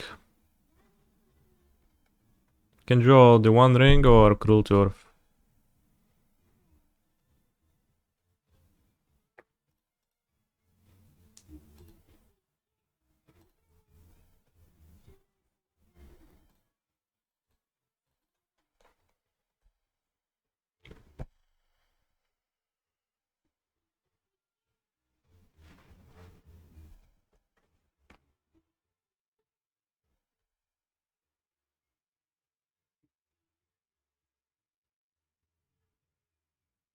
Perhaps this game, Crumbling Vestige, is looking worse than a Celestial Sanctuary would. Although... not really. Kinda.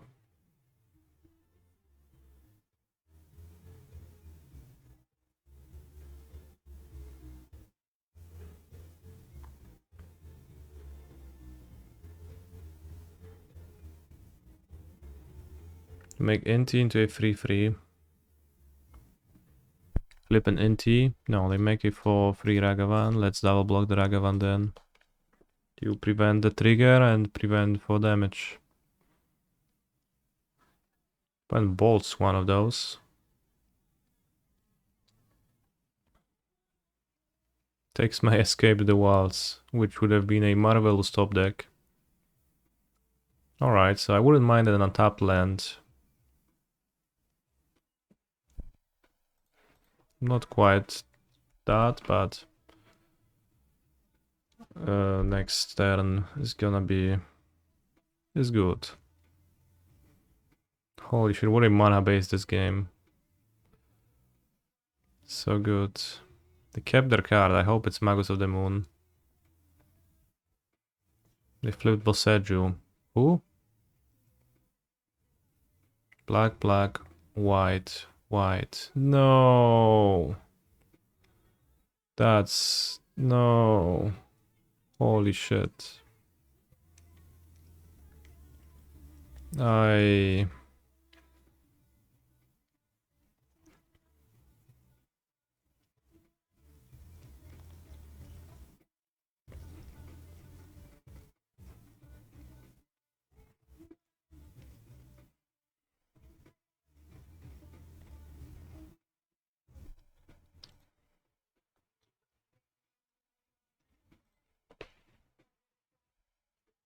Triple Grazer was really poor this game. I think I should be keeping Grazers, keep Quad Grazers against Villain.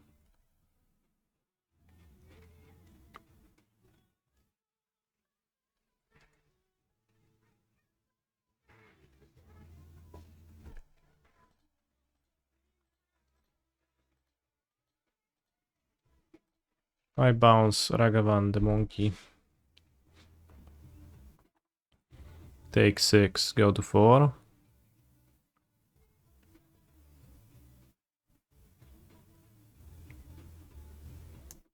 Now they don't play anything and I draw and explore. We draw the onion ring, which is good.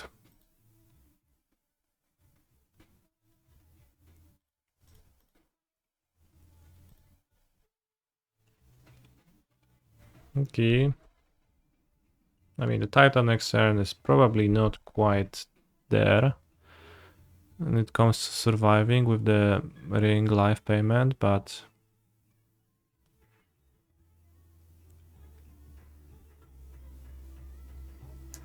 play land first, discard Thoughtseize, flip. Not dead after all, so a blank. I will need a sweeper though. Even the 2 damage one will be good enough. Well, the Stalactite Stalker is a free toughness creature. Just draw Amulet plus Karoo. That is one of the possible ways this game could go.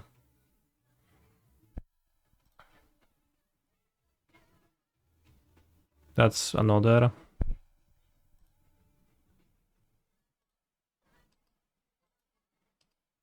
So how much mana do I have? 1, 2, 3, 4, 5, 6, 7. I can play Titan and search for Vesuva and Kremlin Vestige to play the ring. Actually I can because I am missing double green through normal means, so I can't play the Titan because of that. That is funny.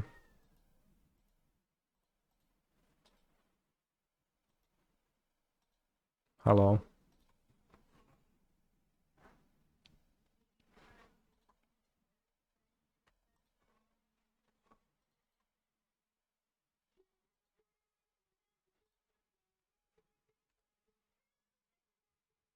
Reveal, Dryad goes on top. You can use Stalactite Stalker to kill it, but I think it's worth keeping on top.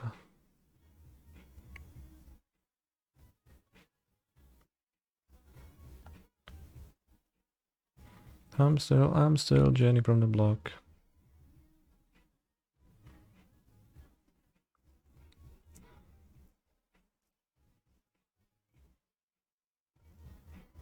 Holy shit, the Stalactite Stalker is so powerful.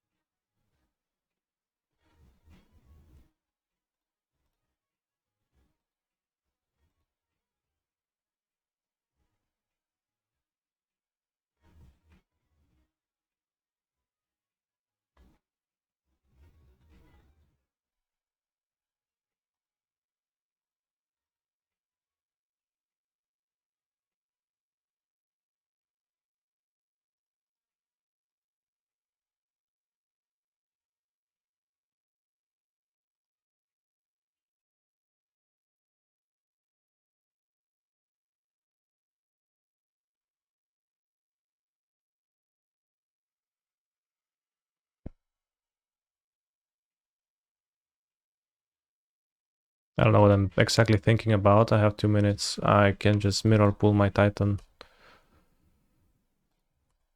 and perform the lethal casting line. The guy gives -5/-5, which is not enough to kill the Titan. So let's better get it moving. The Dryad is irrelevant in there. Maybe it was a mistake to keep it on top then.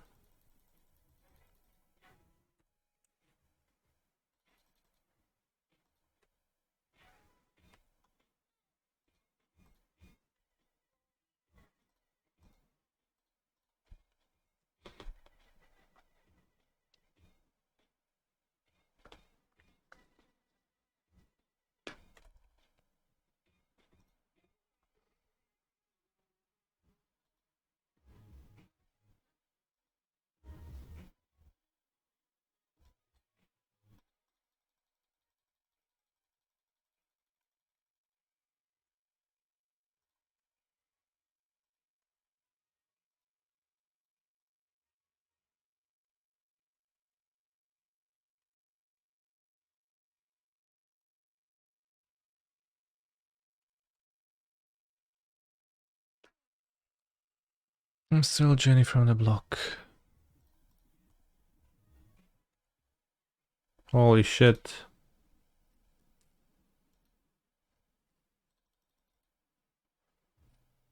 $12 plus 6. Not enough.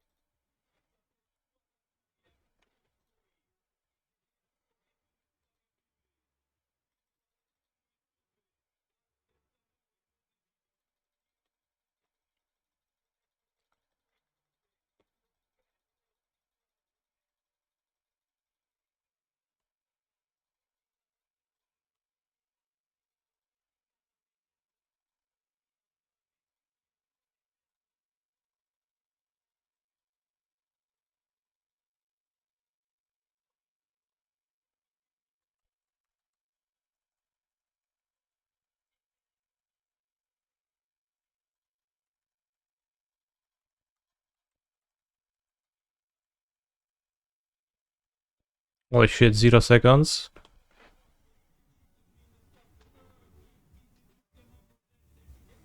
Good game. It's a draw. That happens occasionally when you run out of time at the exact same time as dealing damage and Modo gets confused and doesn't know which came first.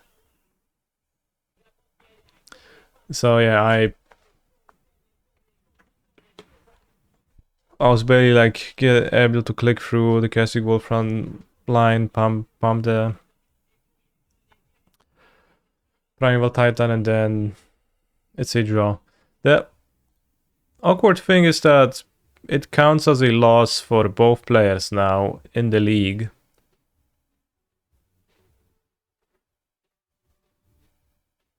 Like, you know, if I win the last two, this is gonna be a 3-2 league for the result.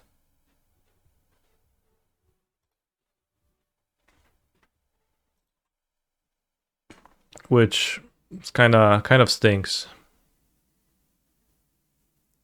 I've seen good games, a draw happen, well, with the Amalia loop before,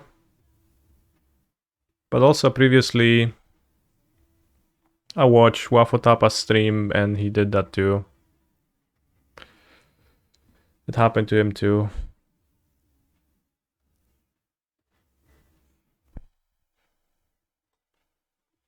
But yeah, the log says Canister wins the game. Canister has run out of time and has lost the match. Canister loses the game. Match tied 1-1.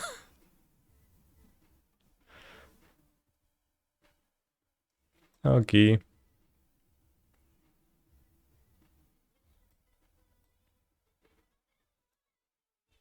Pretty impressive win. I top decked the ring at the like last possible moment, and just carried me. My opponent had like, I mean, like the Inti Stalker stuff, precious.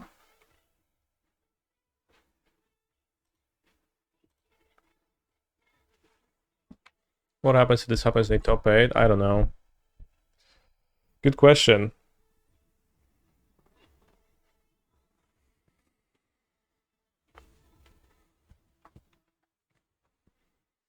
You probably should make it so that lethal has priority over clock in cases like this.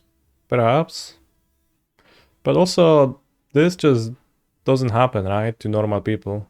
Through normal gameplay, like... It's just so rare to...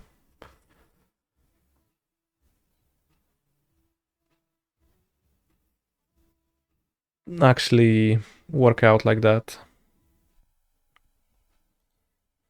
Well, I've seen it before too, but like twice in my Modo career of playing ever.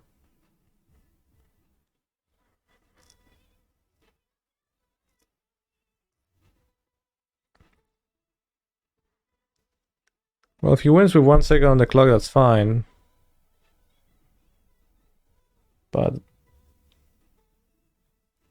the question is what happens if he wins with 0.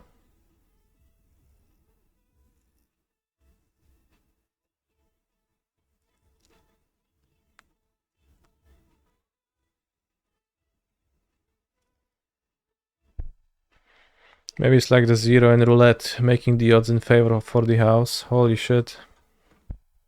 This is where the MTGO rake comes from. Good game is a draw. Is a draw.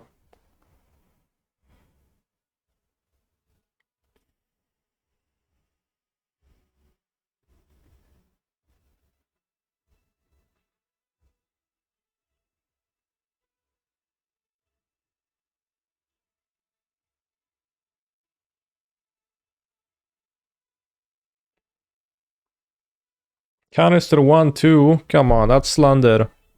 I'm 1-1-1.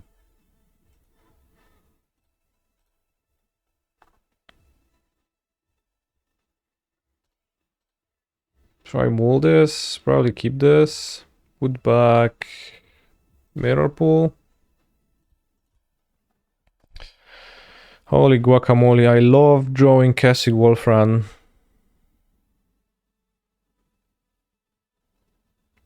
It's just so good to draw it. I love it so much.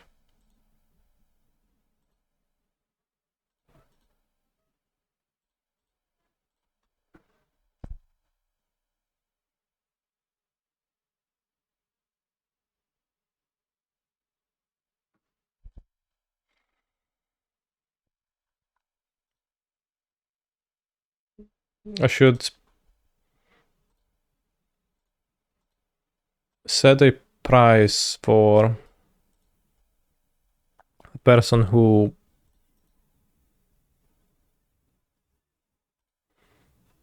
probably should have kept Mirror Pool in my hand because they tapped land for like the amulet, but I didn't know I'm gonna draw one in my opening hand in my first draw step. Do I like drawing Sunhome though? Yeah, I was about to say I should constitute a money price for the person who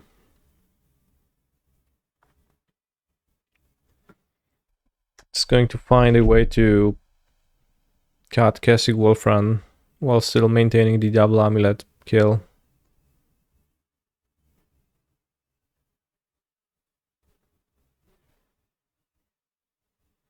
Todd Sizer. Ay ay ay. Oh, sound Cassie Wolfran makes when you draw it. Fair. It sure does. I took one of my onion rings. Fair.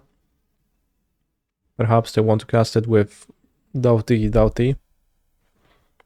But maybe I'll just draw a Semi-Grove Chamber and win. Put Sunhome back. Holy shit, that's true. That's technically a valid answer to what I said. So here, because Wolfran is in my hand, I can't lethal, but I can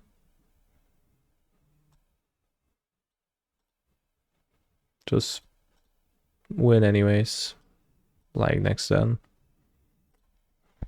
Taking ring is bad for them, isn't it? Because you can draw Karu and go off. Well, yeah. I mean, on the flip side, if it can also work out well for them. So it's not like so clear cut, right? Because that if they take the ring, that means that they get to play the ring next turn and maybe like find Field of Ruin to prevent Karus. So I wouldn't even claim that my opponent made a misplay here. But I will claim that the line hasn't worked out for them.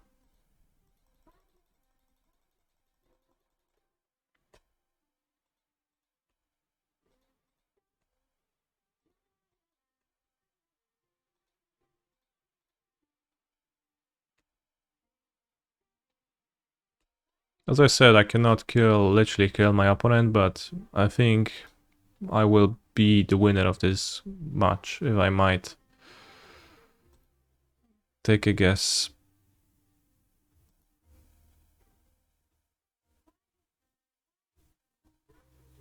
He's a phenomenal control player. When I see what Amulet can do and what cards are on the modern ban list, I feel that Wotk is doing something wrong. Either unban Wotk. stuff or ban the deck that's hard to interact with and kills you on turn 3 all the time. It's such a joke that this nonsense is still legal. Holy shit, ale Sodek to jest kurwa spłakaniec. Yeah, we would attack, we would get bounced on Otawara, bounced Delphi, get some TOS and any land, play the One Ring post combat.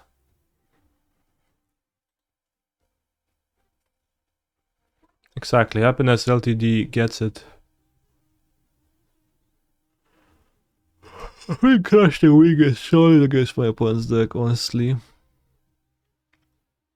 So is Explore. Grazer is not really. Maybe like Storm's Wrath is. Kills Karan too, and like they play Voidwalker and Bowmaster. I assume it's Coffers, maybe it's not even Coffers.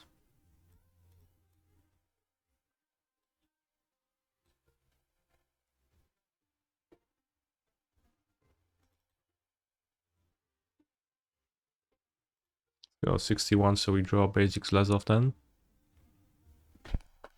John Julio, thank you very much for the Sabini. I appreciate your support.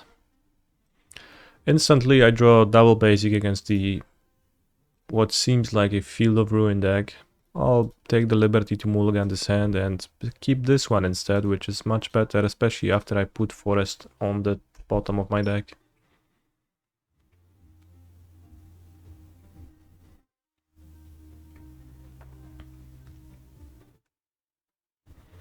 Why are you playing Crash the Week and not Firespout? Not valuing the Murktide matchup and trying to keep the Grazers alive? Question mark.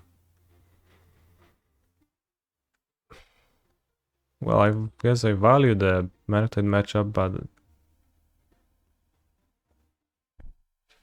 like not in a way where I feel the need to play like the sweeper for them.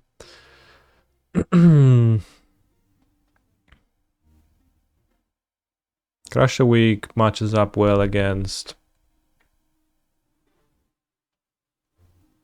Well, I think I'm theorizing that it might match up well against Young Wolves. So I'm interested in playing that a little bit.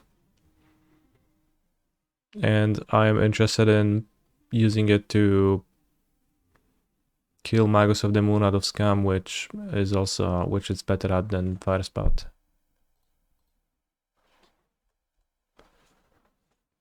Firespout's best thing is that it kills DRCs with it, but I haven't been even playing against many DRCs, and it's like the least convenient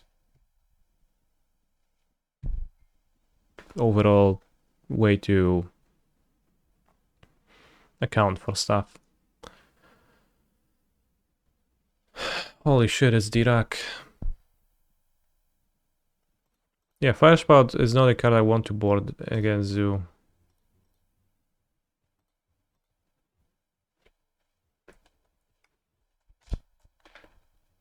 I don't think I want it in my deck against Zoo.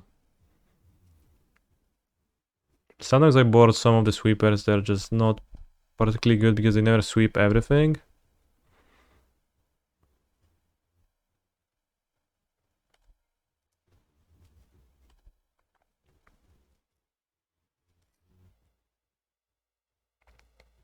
Sometimes I board them too if they have Meddling Mage. Will I play Brazil Vampires in Pioneer Showcase Qualifier? What is Brazil about them? I think I will not play the... Well, it's likely I will not play the showcases this time around, and I'll defer my invite instead. Oh, black-red, Brazil, holy shit. I asked them if I can defer, they said me I can defer, but I have to make the decision before leaving for the weekend, so I'm going to Prague this weekend to play in the LMS. So it's weird. I don't know if I should. Maybe I should still play the both of the qualifiers. And if I were to play it, I would likely play vampires. Holy shit, Ashok. I guess I'll just attack it. Holy mill. -1 Titan. Concede last round like last time. Unfortunately, that's not possible.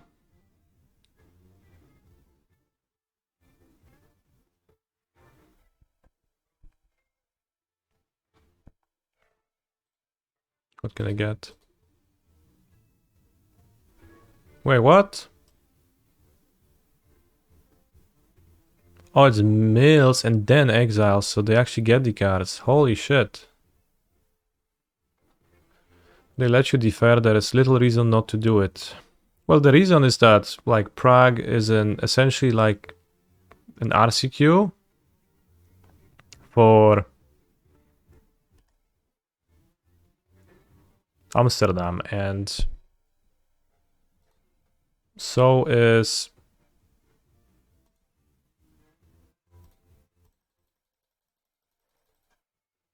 while the showcase qualifiers are like a PDQ for Amsterdam, and there's 2 of them this weekend. Plus, I could qualify for the showcases next time, right? So if I'm like manage to qualify again, then it's a waste. Maybe I should kill a Saga.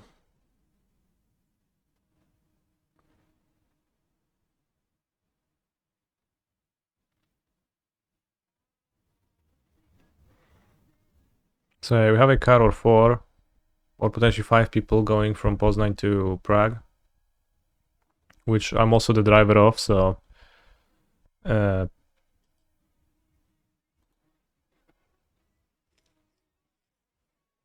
probably will. Oh, it doesn't matter to kill this.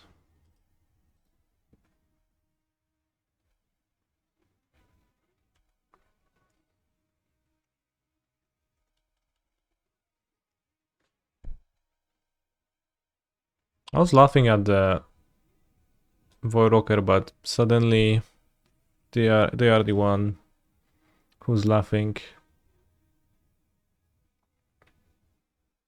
Mishra's factoid.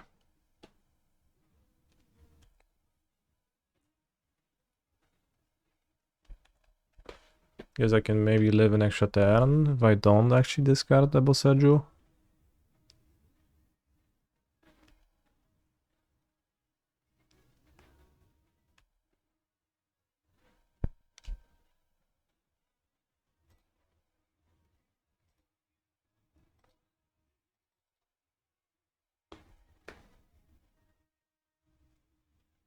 If you qualify for the PT, you get the ticket as like part of the qualification.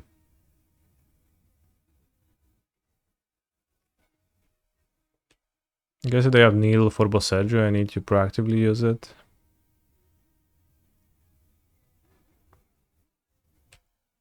Oh, I tapped the factory, that seems odd.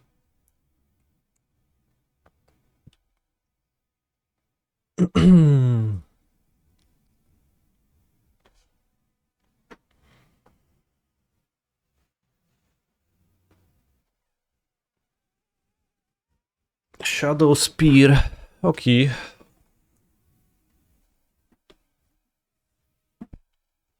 So now I need to kill the construct.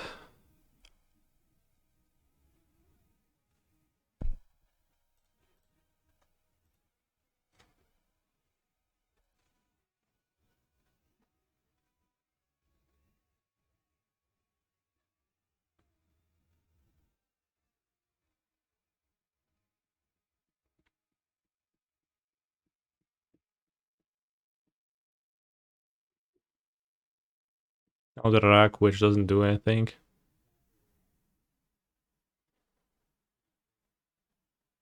Sheoldred's Edict kills me. Fair. Fair, villain, fair.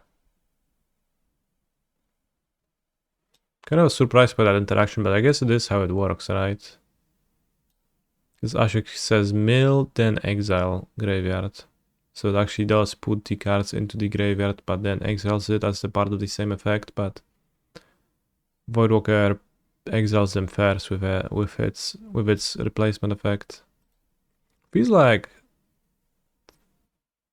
Feels weird, man. Like, doesn't feel like necessarily what I would imagine this works like, but I guess it does. Should I have Thragtusk and Radiant Fountain against the villain? I think I'll just 1-0 Grazer at all. It's a bad top deck. I'll just have to remember there's no Grazer in my deck. I think Mr. Beast stays.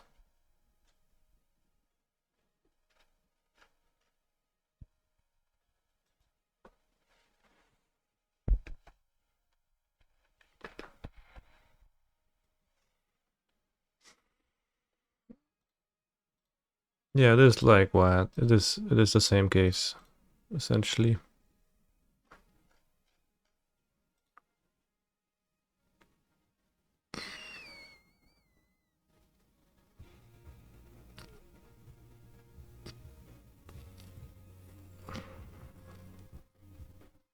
I'll play Multi 5 again. I'll play land and then Saga on turn 2.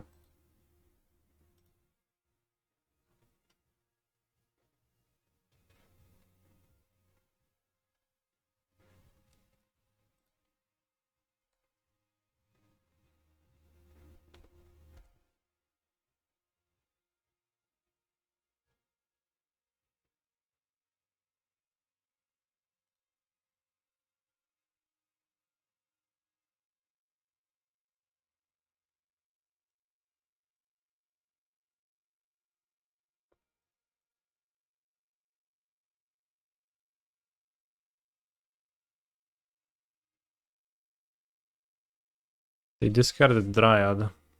How come?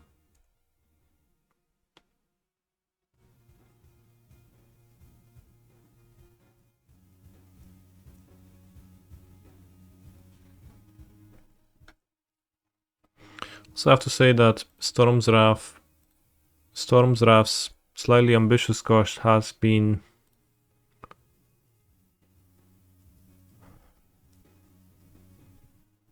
a bit of an issue, a bit more often than I would like it to be.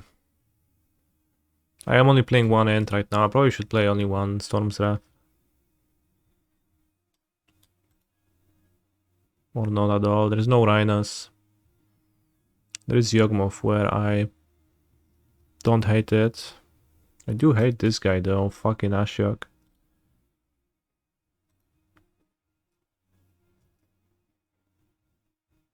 Why do you mill me? It's not even good. Isn't Brotherhood's End better versus Yogg? Holy fuck. Brotherhood's End? How much toughness does Yawgmoth have, chat?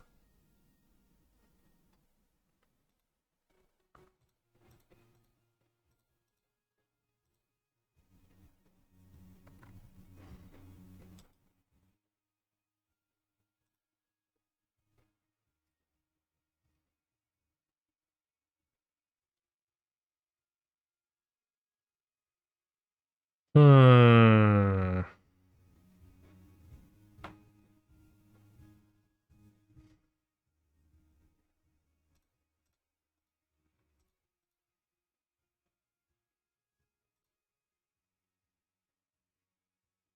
I mean, Storm's Wrath kills Grease too. For what it's worth.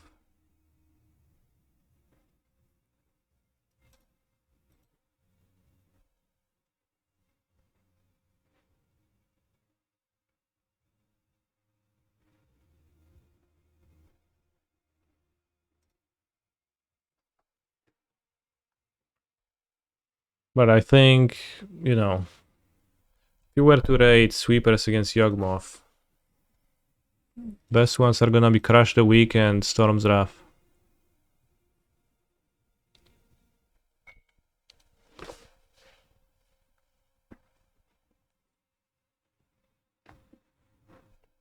With like adjusting Storm's Wrath for being a bit uncastable.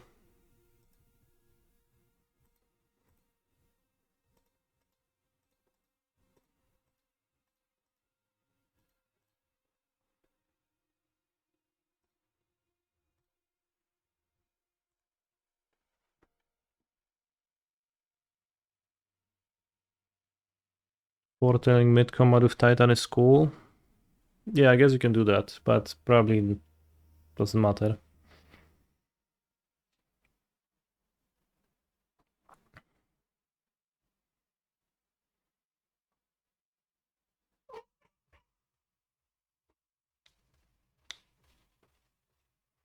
I do think I would like to have a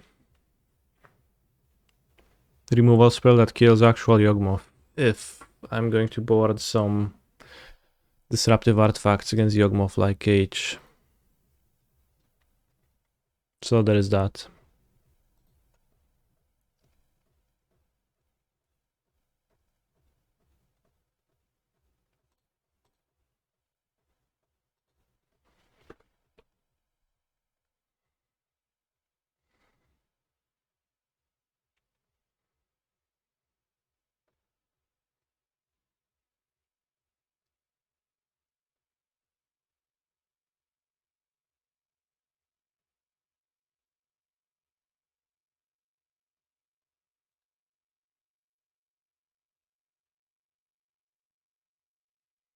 Oh, that's a powerful card. Sort of.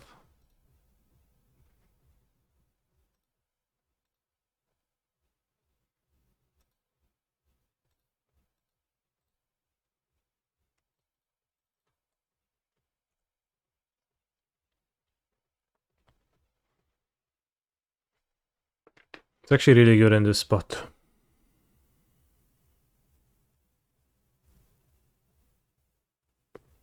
The OG Mr. Beast.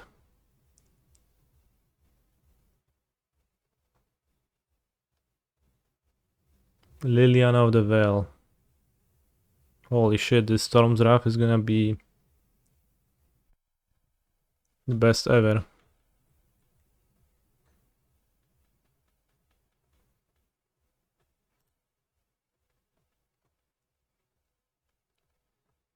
I guess they can cast Traktask.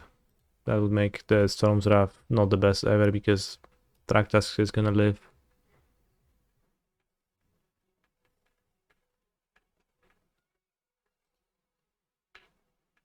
Nope. Perfect, they need to protect their planeswalkers. Holy shit. Alright, no post-combat pitch grief. Instead, mill 4 cards. Fine with that.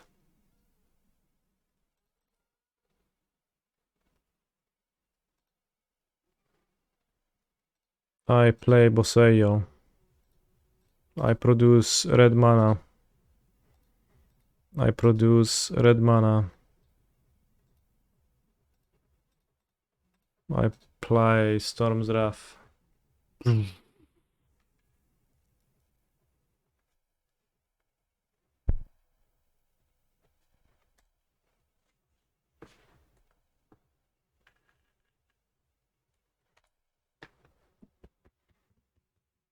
So they exile a bunch of cards. Doesn't seem to matter much.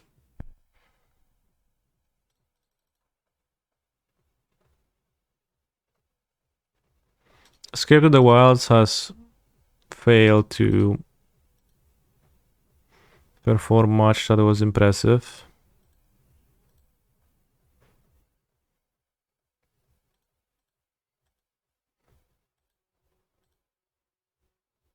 No mirror pool is annoying.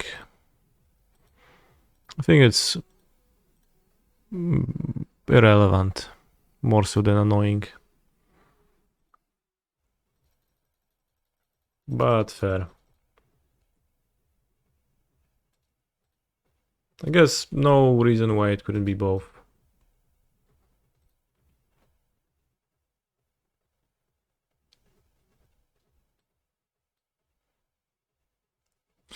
They get to live one turn, don't they? No, I think I'll find a way.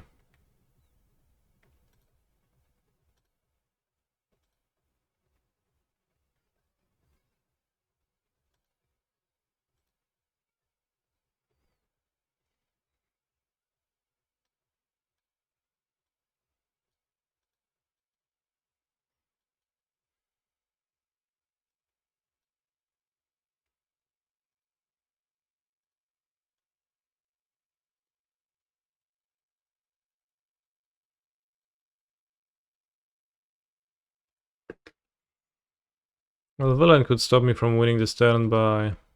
Yeah, I guess they couldn't. By making me run out of time and then good game, it's a draw.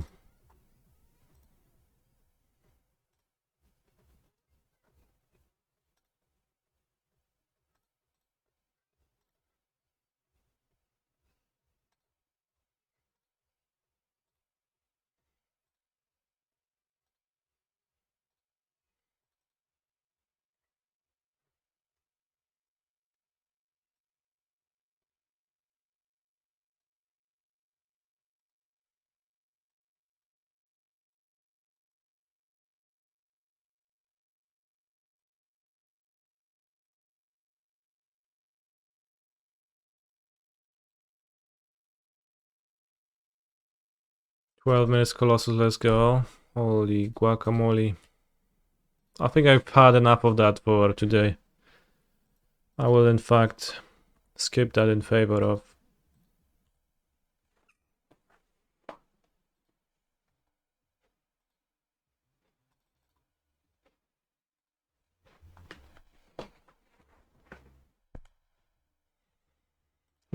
just casting Titans. And fetching 2 molten pineapples.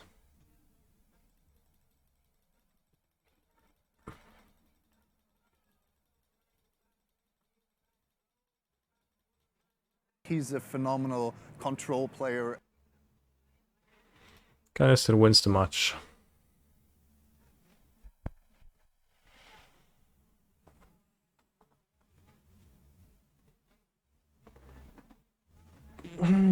Thank you for the Sabini, Antke. I don't know what you're asking about. What's this?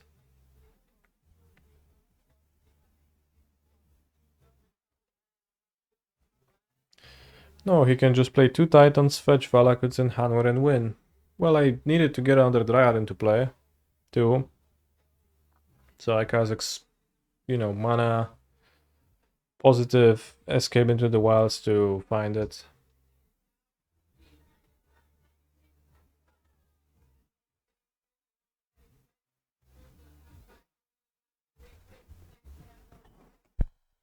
Well, it was an overkill, I mean, I guess.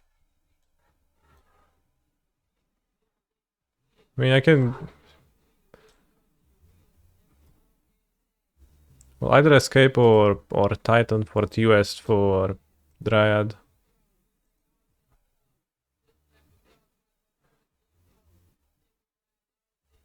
I'll defer Dryad in my deck still.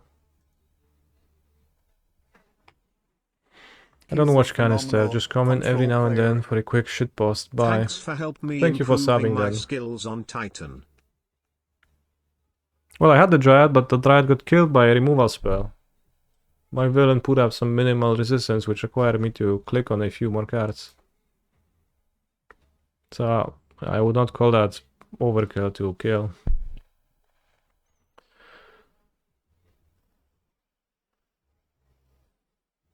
Perigon, thank you very much for the Sabini, and I appreciate... Well, I'm glad you do. And you can guess it's still right? Yeah, I guess. No matter what, we won. Take a bathroom break, I'll be back in a few minutes for the last match of the league.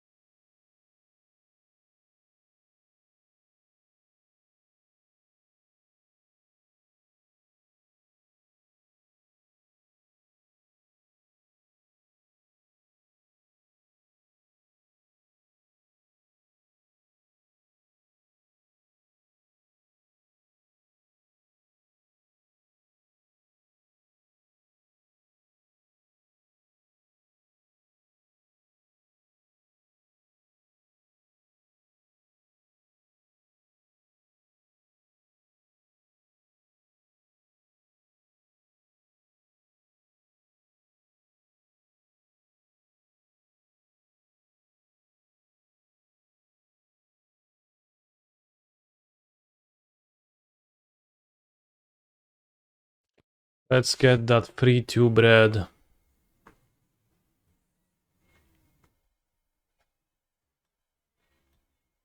Nice hand.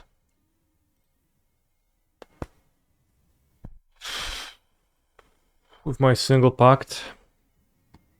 No more T-West in my deck. Puts 2 Leyline of the Guild Pact on the battlefield. That's crazy. Beating 1 is a challenge, let alone 2. Kikv.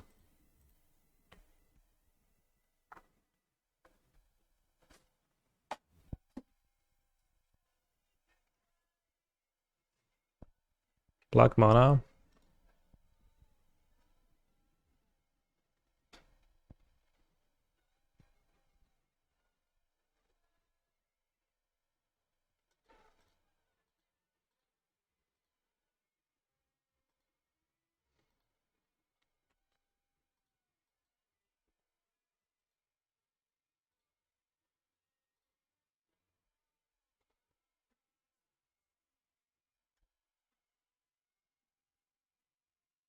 Magic Jargon. ETB.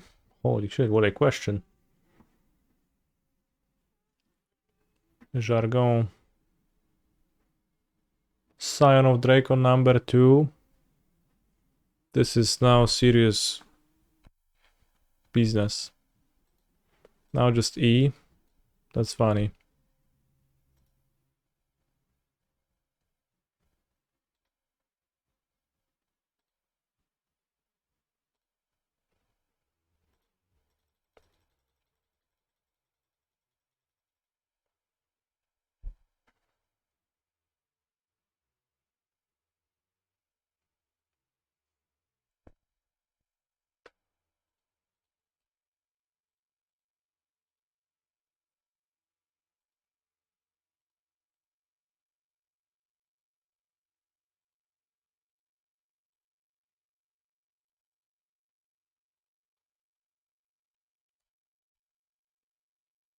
First strike.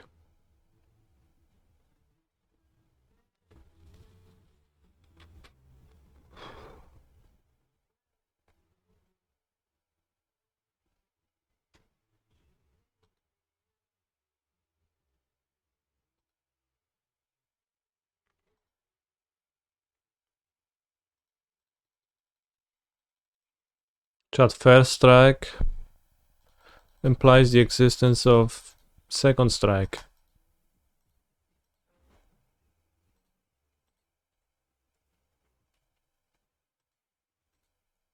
Thoughts?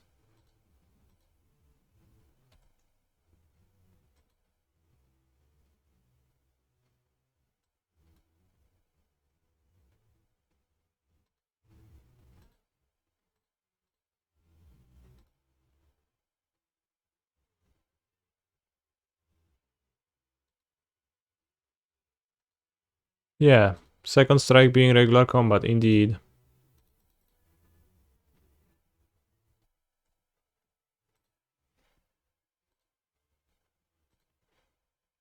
Mr. Beast stack resolution any percent.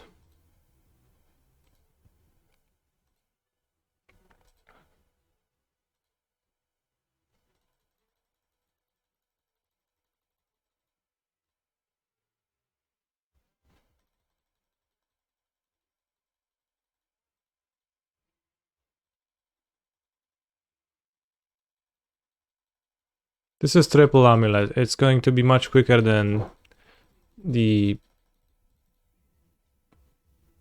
13-minute stack, I guess it was. Because as you see, the time it takes for me to scroll through the triggers and to register a trigger being put on the stack is much shorter. It actually builds up if there is more triggers to accumulate luck together.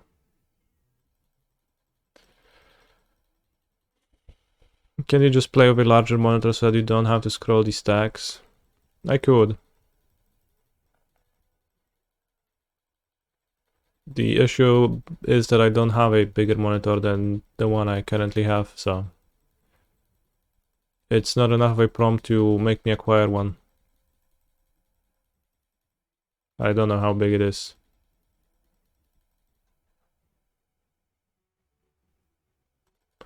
Resize the window to be short but very wide. I guess you can do that to avoid scrolling. Holy shit.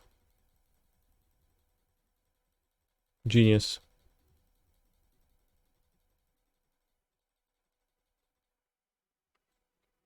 Today is the day that we had a breakthrough in Mr. Beast resolving technology. Somehow I never thought of that.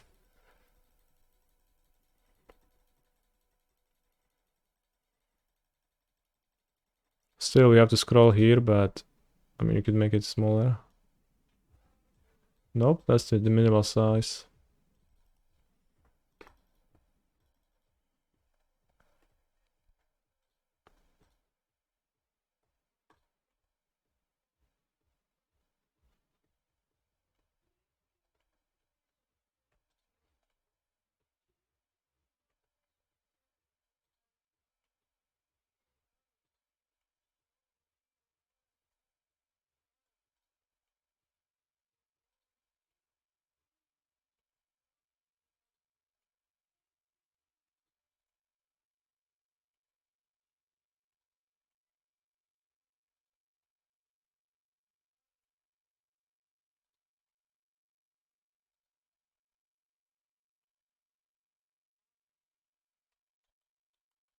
Oh, I have enough mana, I don't care anymore. I have to bounce 6 lands, that is so many.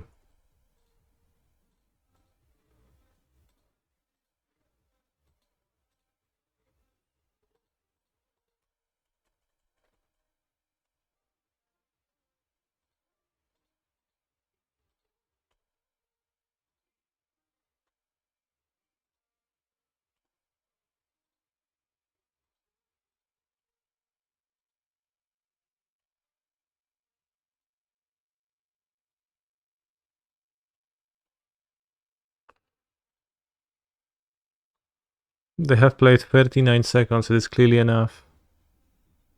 That's actually funny, they did play 39 seconds. They did play the most broken thing in Modern. ...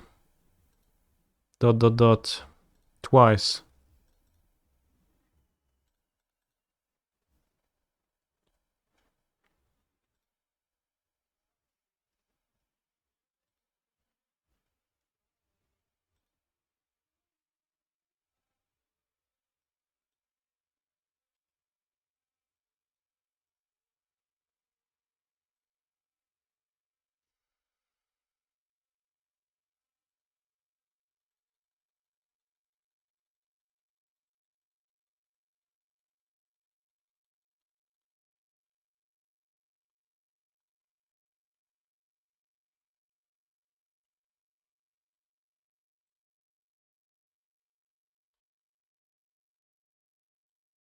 I feel the chat addicted to the stack.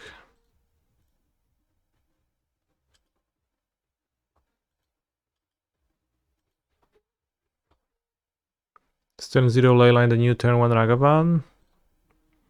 I guess, although it's kind of useless against Titan, so I don't mind.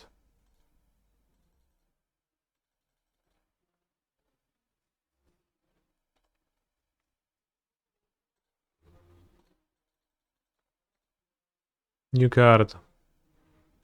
What have you flipped? The Kessig Wolfram, which I need to play.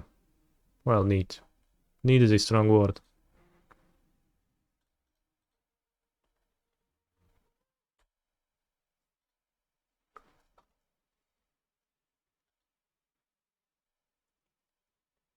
Well, there's literally no boss lands in my deck. That's funny. We flipped the Grove Chamber here and we drew all of them earlier, so I just ran out of boss lands. Too bad.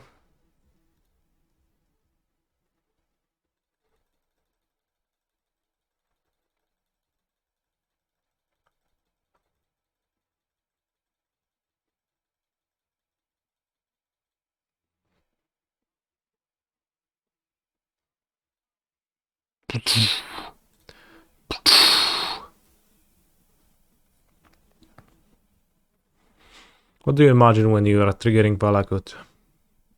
How is the free damage getting there? I assume it's an eruption of sorts, right? The volcano and the artwork as is erupting after all. It's just shooting lava onto your opponent once there's too many mountains.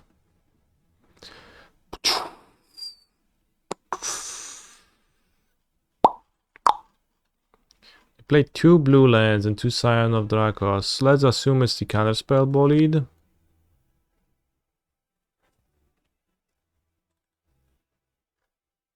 And all of those decks seem like overly prepared for Sega. Like way too much. I don't know if it's a Kavu deck or not.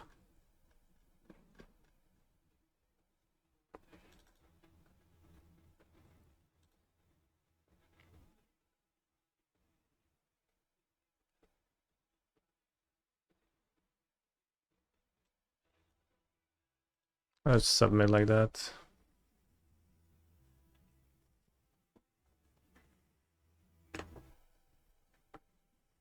$1 million pick your poison sounds about accurate, yeah.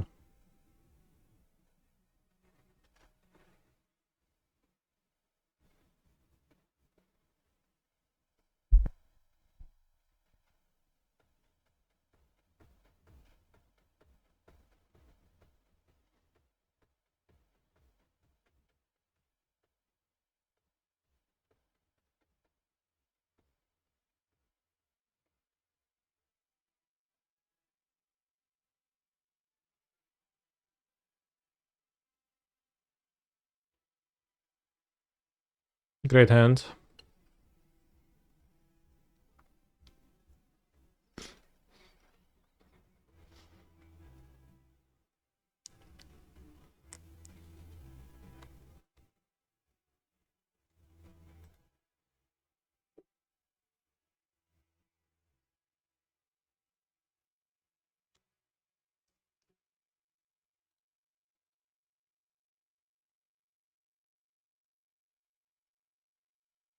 No null-height Phyreox in the sideboard counter scam. Omega Lul.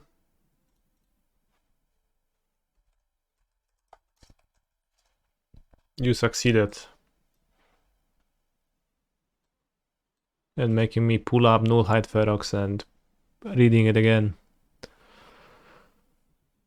4 mana 6/6, hexproof. You can't cast non-creature spells. 2. Null-height Ferox loses all abilities until end of turn. Any player might activate this ability. If a spell or ability an opponent controls causes you to discard Null-height Ferox, put it onto the battlefield instead of putting it into your graveyard. Turvare Louis. 4 mana 6/6, that's insane.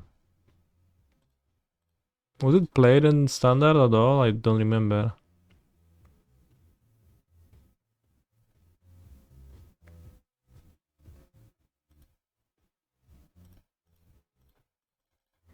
Was that the Galta deck or was that not Galta anymore?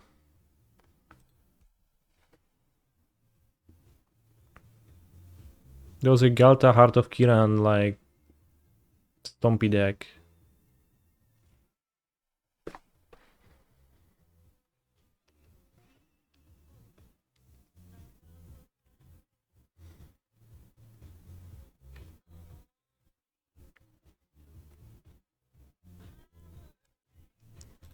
It's the best play.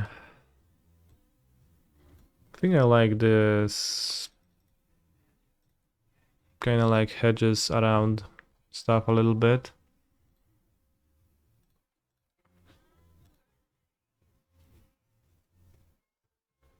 Get an explore and like if they pick the poison I can like sacrifice amulet, just play slow with rings. Like if they kill, you know, gives me the most flexibility. If they play a creature I'll just play the ring, do.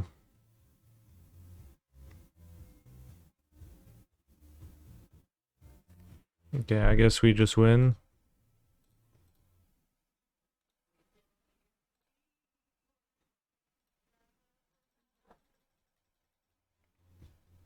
The stack is pretty small when it's like this.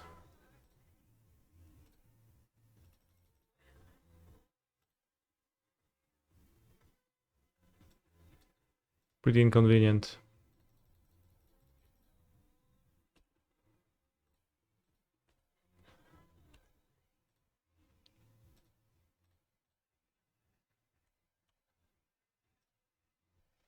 What a strong hand that was.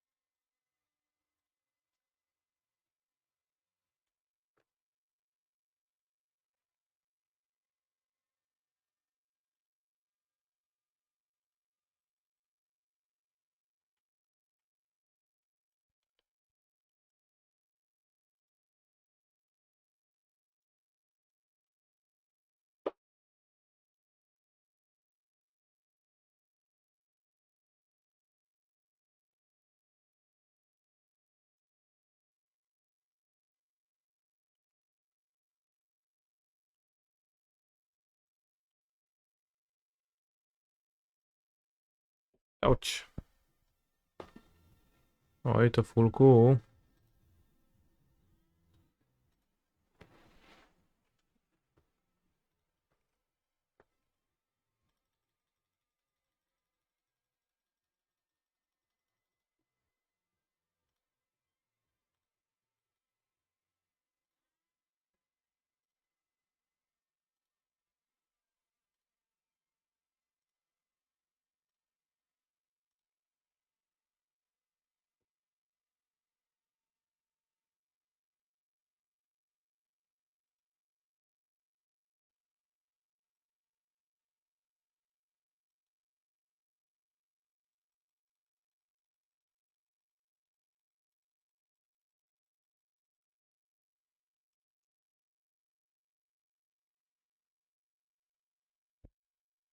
We got the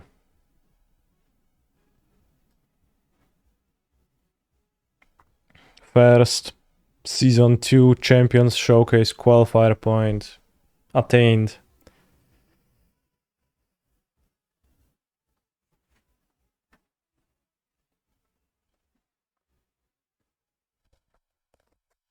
For our 3-2, which was, I guess, a 3-1-1. So we did get scammed out of a few extra chests. By that draw, but I guess at least my opponent got scammed too. Better that than if I timed out and they would get a win, right?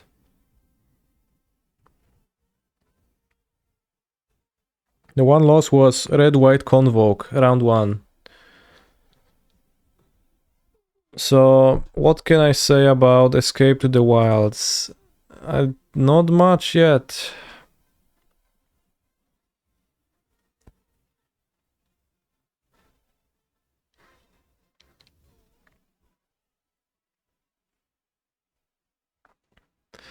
But likely I'll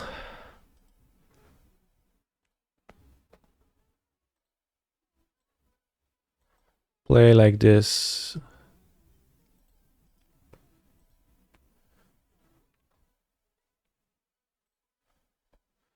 Probably Escape is just like better relegated to the sideboard. I'll play the 4 Explorers main deck. Explore is just good. It's just great. Yeah. It seems better suited postboard against like disenchant people who you can grind with for a tiny bit. I have a Cage and a Curse Totem. 2 Storm's Wrath is a bit much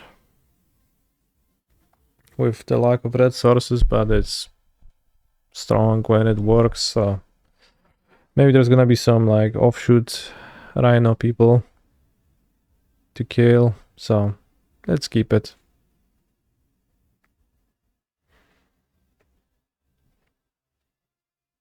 Like Fire Spout against Yawgmoth is, I think, too disappointing.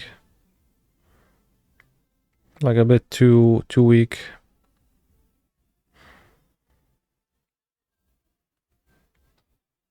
Could have a Dismember, but I've just disliked Dismember so much. The life payment makes it counterproductive, except against Yawgmoth specifically, where it's not great either. So let's just have like the 2 Storms Wrath Curse Totem, yeah. Cage.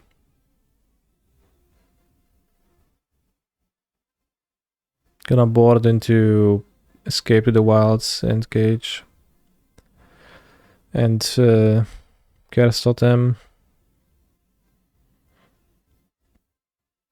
against Jogmoth and Relic. What is Disenchant People? Disenchant People is people who disenchant me. So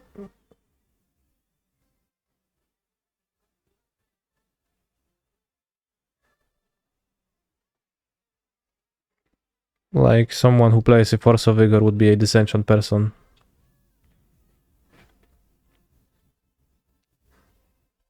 For example.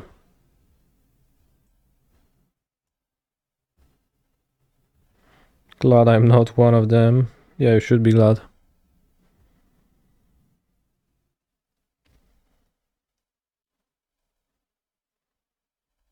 Is Rainbow Leyline on its own threatening enough to warrant a Broserju cast? What do you mean?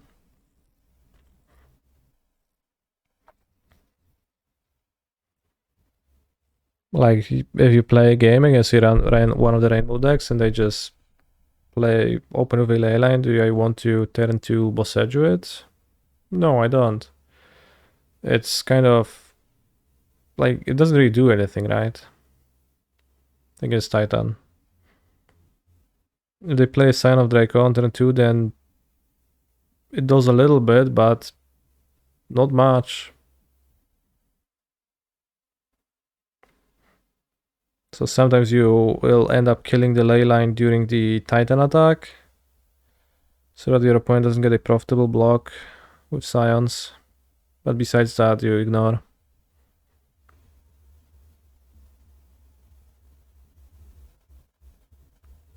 Yeah, the perfect mana, like, you can shock. You can, like, fetch Shocklands all you want.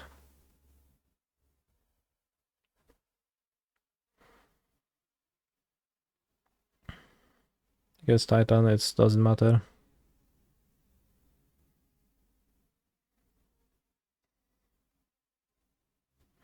So, I think very likely, if you're playing a Scion of Draco Leyline deck, you should just board out those 8 cards against Titan.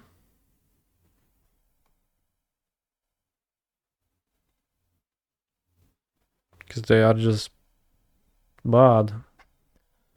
Few people do though. Most people like still go like post-board games, Leyline into Scion of Draco, and we have no idea what exactly is in their deck. They play the Plains, but also Undersea Sewers and Watery Grave, so it seems like a blue-black deck, an Esper deck?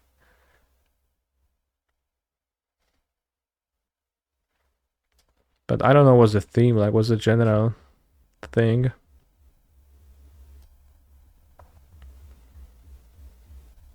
Nothing for the mirror. Likely Esper, Scholar, Goraios.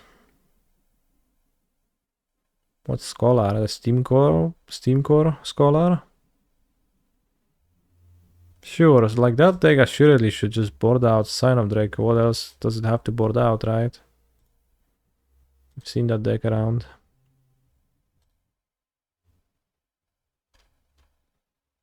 But yeah, my list has nothing for the mirror because I just refuse to play Force of Vigor, so I'm just not gonna play Force of Vigor. It's no point, it's only useful in the mirror, so why bother?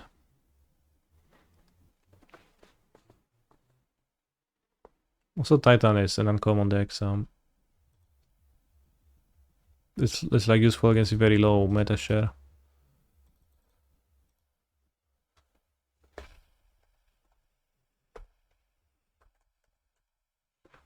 So I prefer other cards. Probably should cut Track Task though, but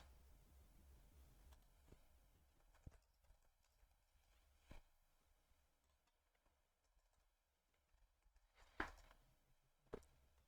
think Track Task hits a wider metagame portion. Ouch! To fullku, jak ty jesteś bestią, wiesz? O, cię w dupie.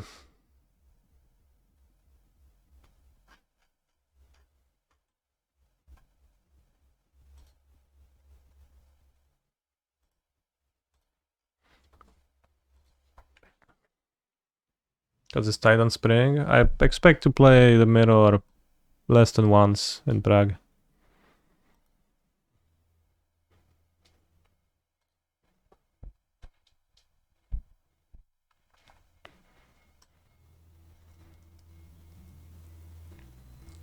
Always carry 2 spears.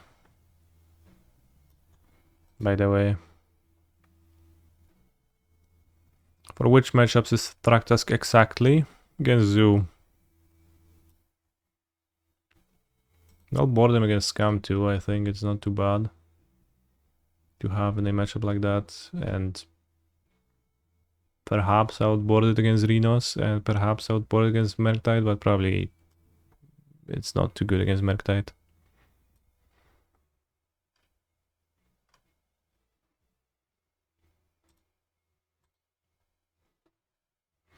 There's been just plenty of Zoo, and like that was, I wanted to have something that's relevant in my sideboard that I can swap my Saga for.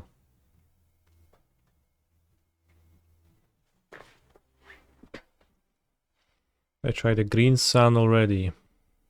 Green Sun's Twilight. I mean, I've seen it in lists around. I haven't tried it personally. Where did Search for Totem? I have talked with people who played with it, and reports were mixed, mostly kinda lame. But it's just...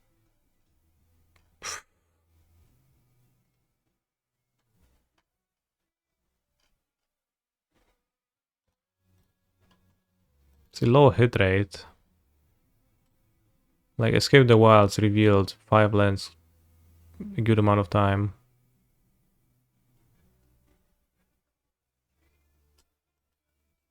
But Escape the Wilds hit rate is also the sideboard cards and rings and pacts. So from playing with this a tiny bit, seemed pretty clear to that Green Sun's Twilight is kind of a worse version of that effect.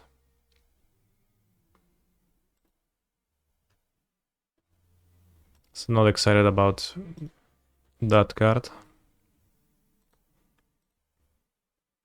How did my last chance with Yasharns go? It was this list. I lost to Yawgmoth, I guess. And Yasharn was horrible against... horrible in the matchup. I packed it for Yasharn and died, so like, of course, went about as expected. So instead of playing a 4 mana splashed card, I should be playing a cheaper card that's not splashed. And also splashing white is so much less convenient than splashing red, and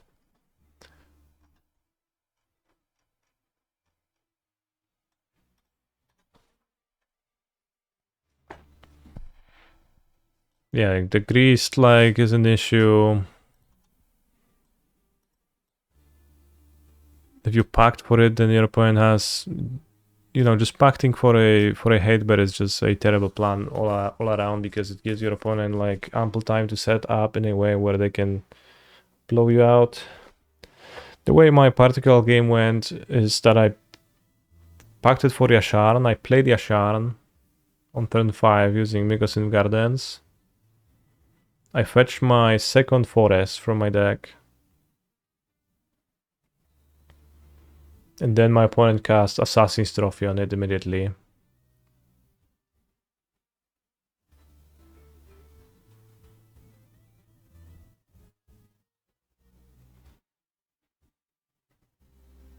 Green Wildland Vala. I mean, it's the same as Grizz then. It's literally the same as Yasharn. Guess hits mana dorks too, but it's kind of whatever. Still.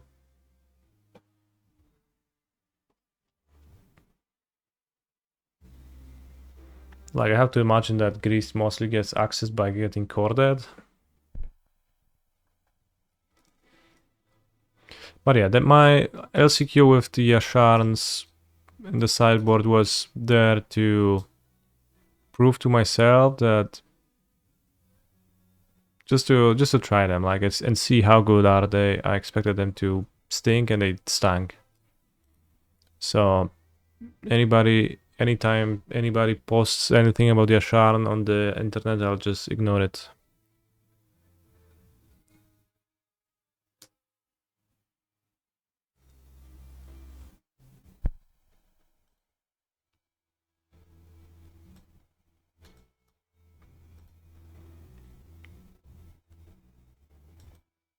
So I guess one could argue that Curse Totem is kind of like Force of Vigor, which is actually true.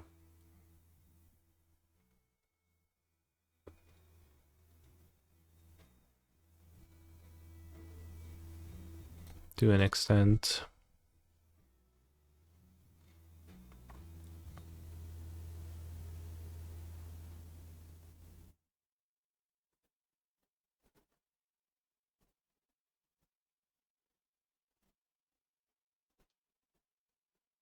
How is Commercial District?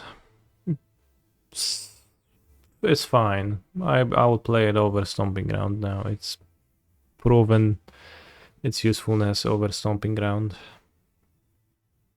Punish me like once or twice for being tapped, but besides that, the Surveil seemed better than the ability to pay 2 life.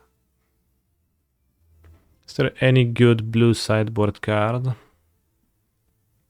Perhaps, but nothing that comes to mind. I guess blue is easy to splash because of TOS and Otawara. It's actually the easiest.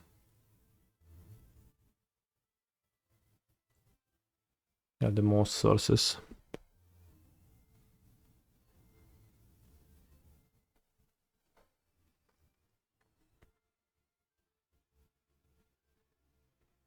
Well, so that's not entirely true. You have one more source, but like part of the fact that the red splashes and easier splashes that Magus and Moon give you red mana sometimes, and that is especially true for sweepers. So it's actually not even true, not fully true. Altered Ego, Copy Atraxa. Altered Ego is interesting, but probably pretty bad. You could play Phyrexian Metamorph if you want to, too. But I never understand why one would do that.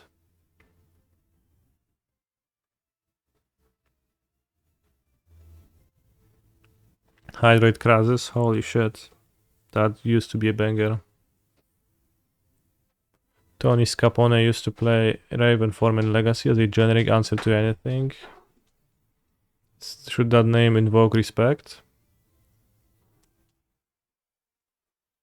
Or anything, because I don't know who's Tony Scapone. But good for him.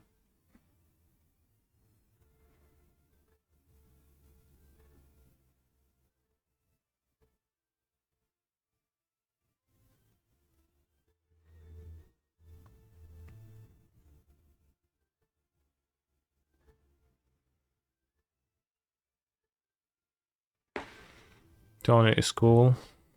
Good, good.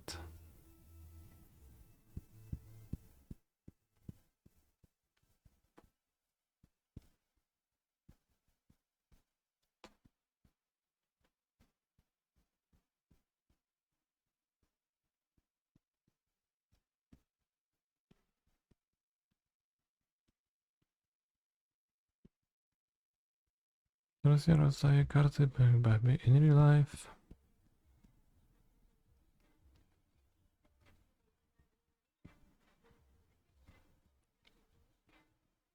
The plans for the weekend is going to Prague to play in the LMS Prague thing. Alternatively, I am considering going to Prague, driving my friends there, and then not playing in it to instead play the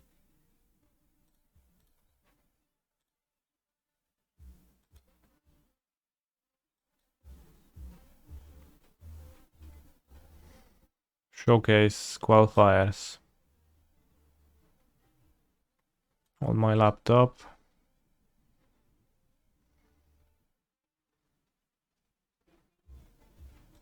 If I don't play them, I defer my invites till the next season.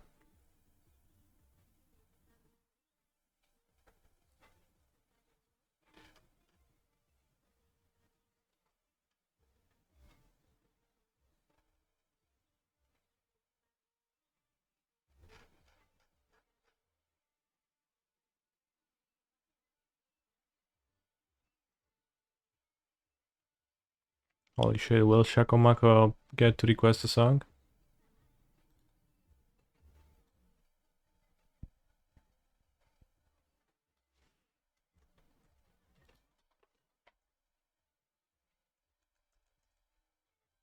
Hello.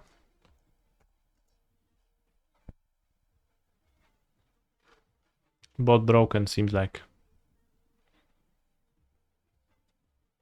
Did I load up the LCQs to YouTube?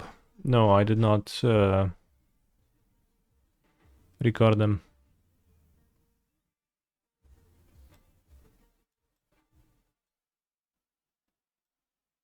Unfortunately, they are lost forever.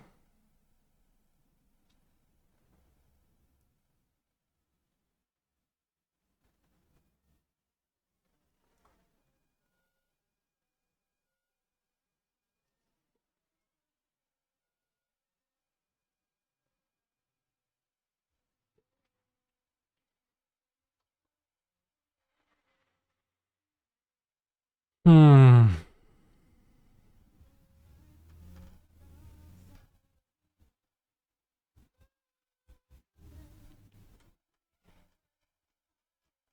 So yeah, I think it might be a valid question to question whether I would prefer to play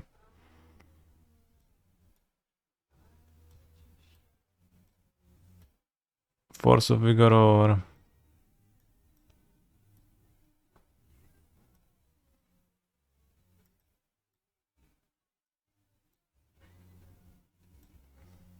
Curse Totem.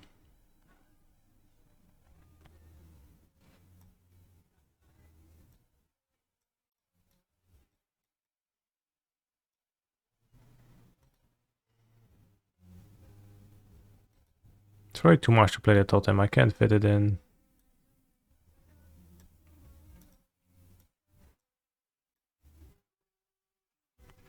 I can, it requires to cut 3 sagas.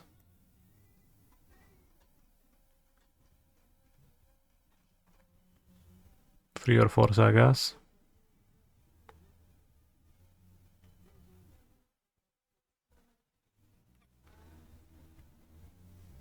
I probably don't want to do that.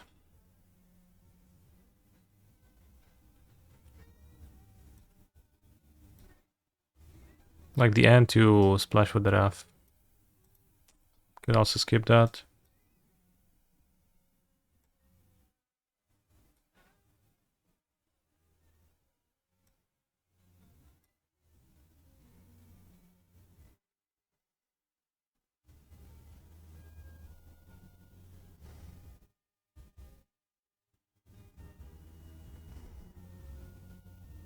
Can go 61.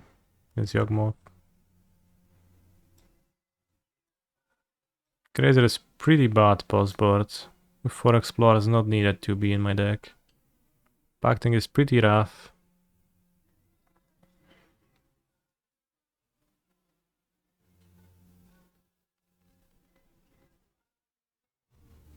He's a phenomenal control player. You drink the grandson pee? Yes. It's a tradition. I believe my FAQ,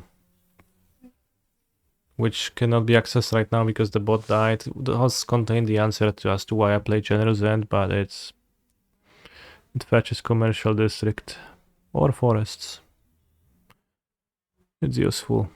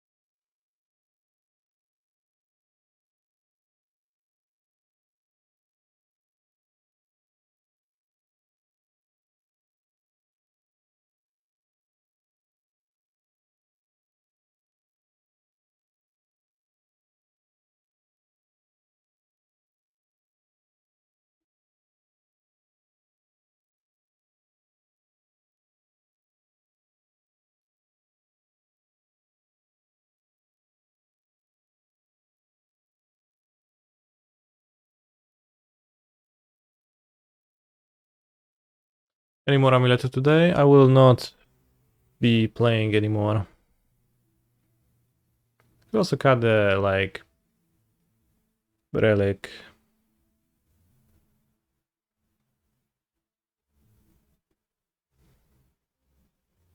Back to being Turn the Earth and the not board that against Yawgmoth. Or I could try a single Turn the Earth against Yawgmoth, which, well, I wondered, like, if Cutting Wolves is really good enough for that to be valuable. It probably isn't. But it's not like Relic is great at stopping that. It's annoying that there is a 7-hour gap between constructed prelims today. It is annoying, yes. Cyborg seems pretty soft to Yogg. Holy shit, bro. How many Chaos Totems do I have to put in there? 4. Okay.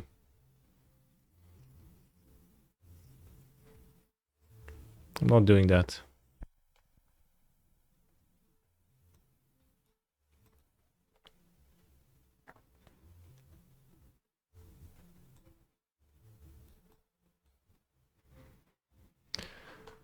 Why do I run Crash the Week over something like Kozilek's Return or Pyroclasm? Well, reading the card would probably help you explain that, right? If you like look at one and the other, you can spot the differences between Crash the Week and Pyroclasm. So the difference is that Crash the Week exiles. So clearly that would be the reason why I would prefer that over those two, right? And indeed, that is largely the case. I'm interested in exiling Young Wolves and, or at least seeing if that's a viable strategy. And I'm interested in exiling Magus of the Moon out of Scam, which often gets protected by the combat trick. It hasn't come up too much yet.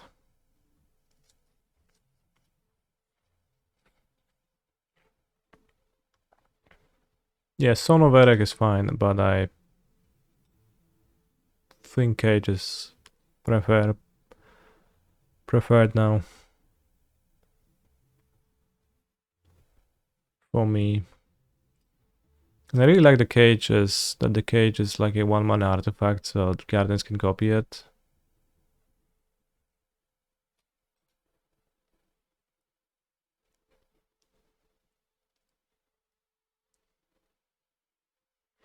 Cage stonks with living in and not much creativity.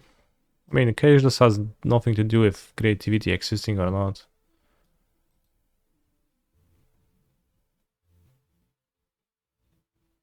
It's like just a card that doesn't work against that deck, so I will not board it in there. Like, fine.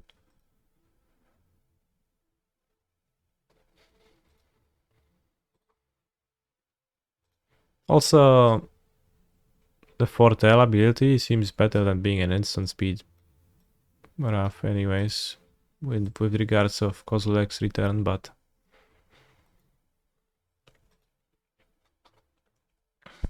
let's do connections. Pop eye, cow, gag, ear, yak, iwi. What's iwi? Jaw, doe, mar, yap, bib, sat, hen, mer, gab. So hen, female chicken, doe, female deer, cow, female cow. And what's the last one? Female sheep, which one is that? Gab or uwu? Uwu.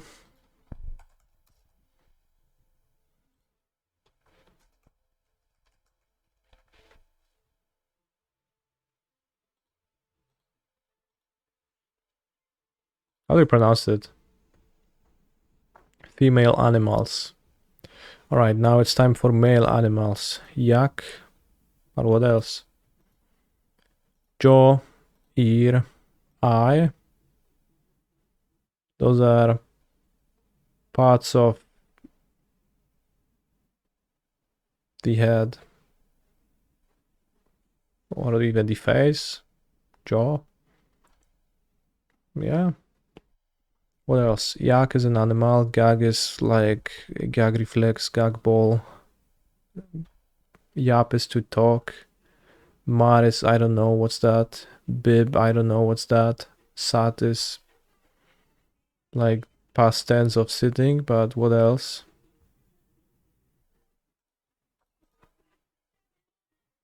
Yap.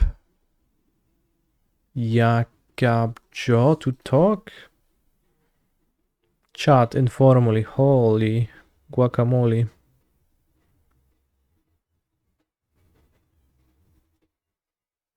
I, mar, gag, bib, sat, pop, mer, ear. Ear, I. What's a mer and mar? It would be easier to play if I knew those words. Mar, it means to destroy. Mer, it means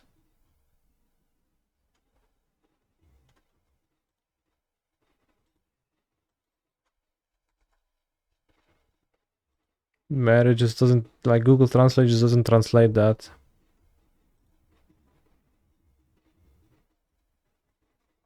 Gag, I, bib, and pop are palindromes.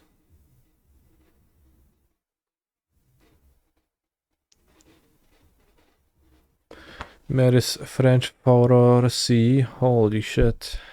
Mer, merde. I know that merde is shit. Starts of planet names.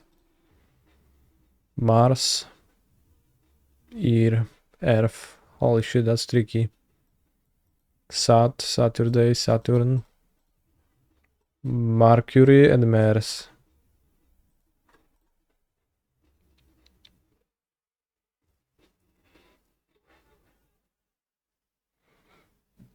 Mercury.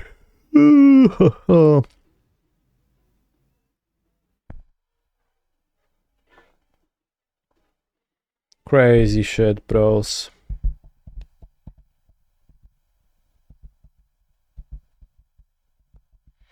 Yeah, I probably wouldn't have figured out that it's supposed to be planet names either. Like, it seems pretty obvious in hindsight, but to think of that yourself seems impossible.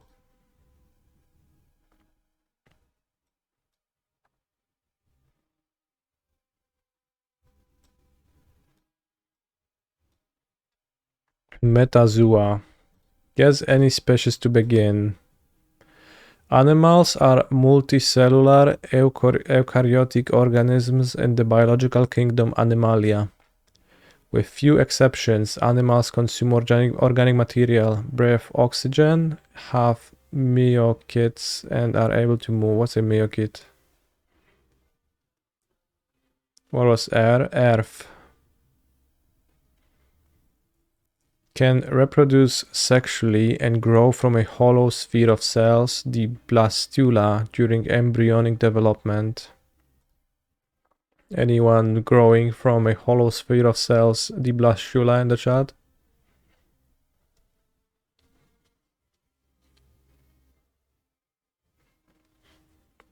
With few exceptions, animals consume organic matter, breathe oxygen.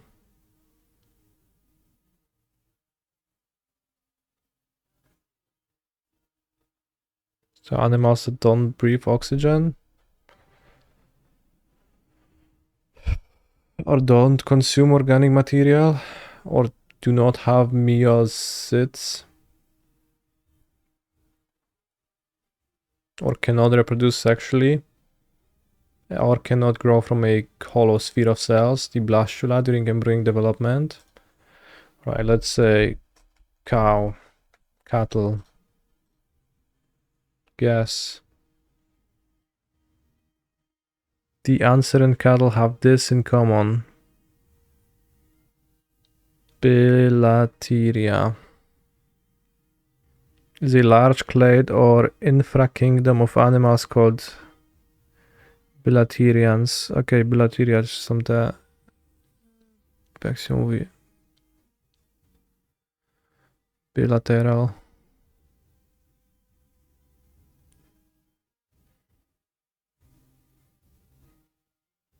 This means their body plans are laid around a longitudinal axis with a front and a rear end, as well as a left-right symmetrical belly and back surface.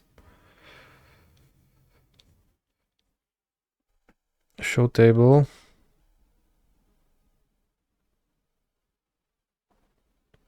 You turn to 3. Alright, let's say, is a wasp a bilateral animal?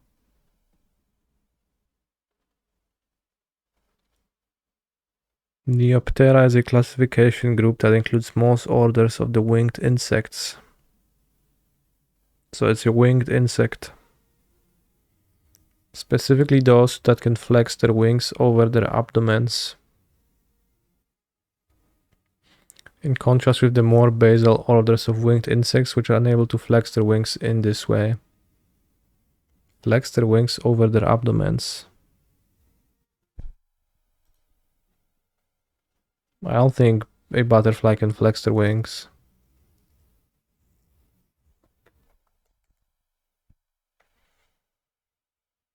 Let's name honeybee.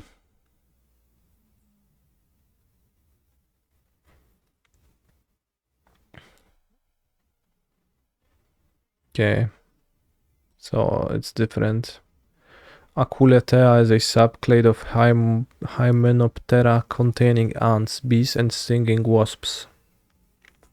The name is a reference to the defining feature of the group, which is the modification of the ovipositor into a stinger. Alright, dragonfly.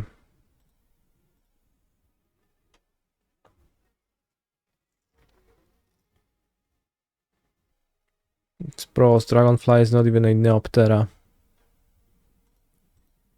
It's a Pterygota.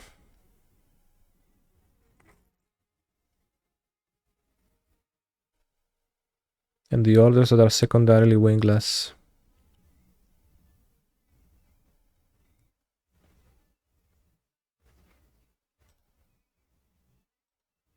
So the Neoptera, but not a bee like...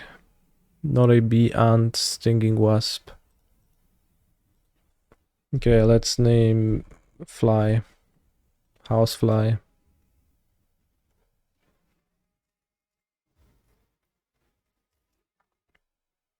Housefly is a Endopterygota. That's a housefly? That's not how houseflies look like in my house.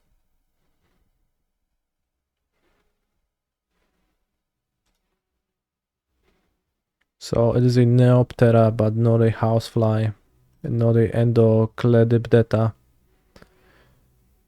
that go through distinctive larval, pupal, and adult stages. So I guess it doesn't go through those, it just gets born. If I name Ladybug, where does that take us?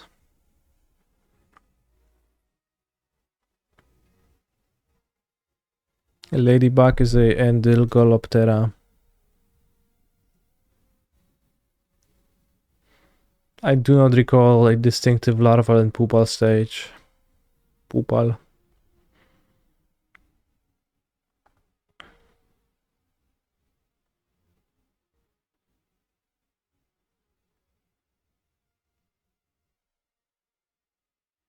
More basal. What's basal?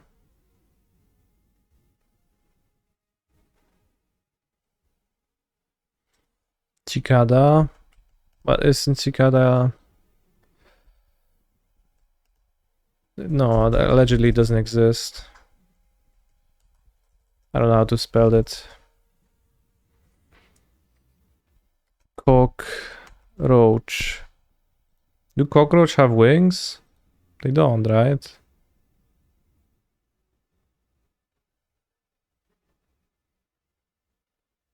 Polyneopteras. Okay, we are getting somewhere. The cohort Polyneoptera is one of the major groups of winged insects comprising the Orthoptera and all the Neopteran insects believed to be more closely related to Orthoptera than to any other insect orders.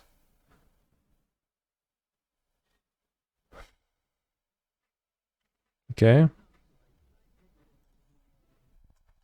Praying mantis.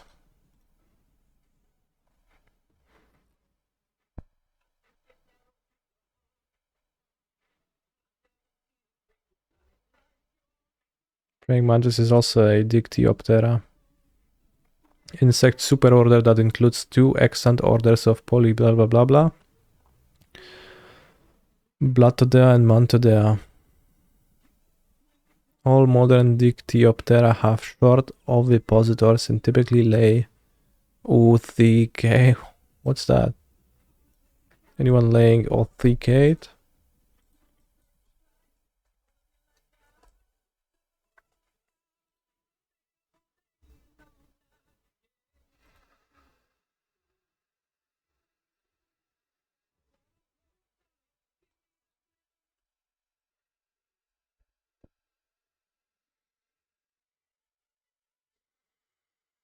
Zewnętrzna warstwa osłaniająca pakiet jajowy karaczanów i modliszek.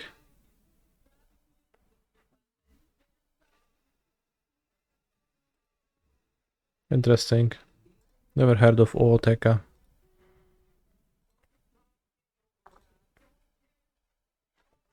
Alright, termite. Termites is good. Perhaps. No, termites are... Okay, it's a Blattodea. Termite wrong, so we have to go earlier. Holy shit, how ugly can you be, Mr. Termite?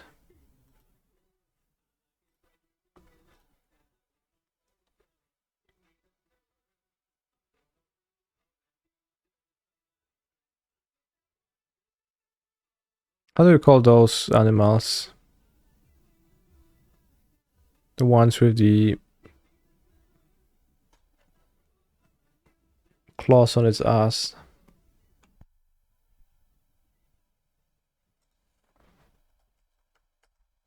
Earwig.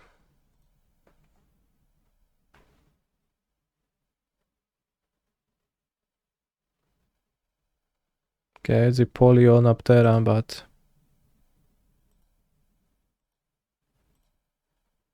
Hide image. Show image. Scarab. Alright, dung beetle.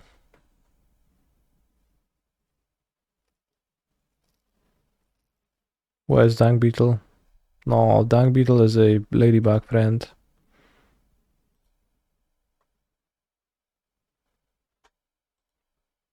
He looks so funny.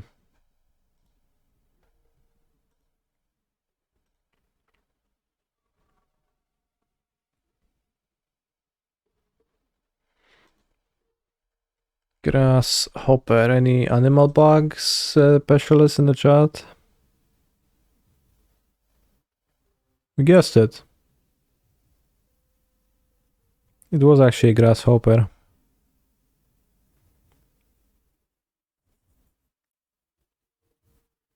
Okay, that was pretty cool. I don't know how to pronounce the order, cohort, family, classification, group names.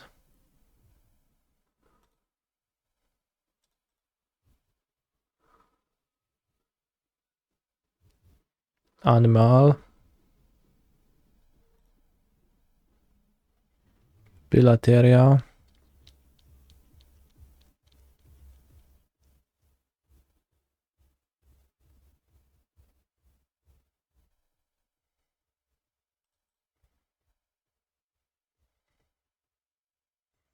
It's pretty mid, the game. Alright, bilateria. Zwierzęta dwuboczne symetrycznie. That's a Polish translation of that. Mięczaki. Stawonogi i strunowce.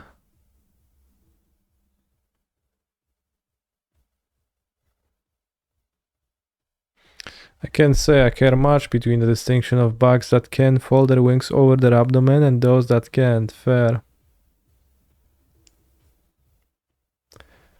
Przedstawiciele bilateria. Ale ekipa. Or a crew, bros.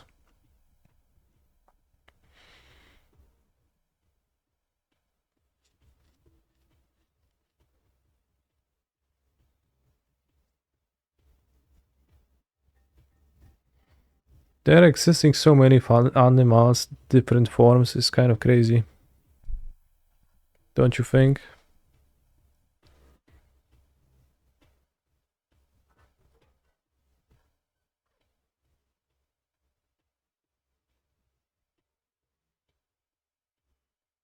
So many ways in which environment, time, and genetic randomness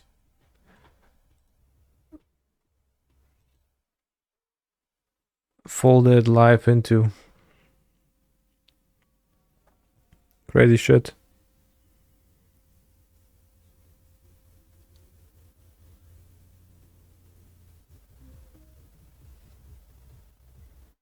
This is the longest cyborg between games I've ever seen. Fair.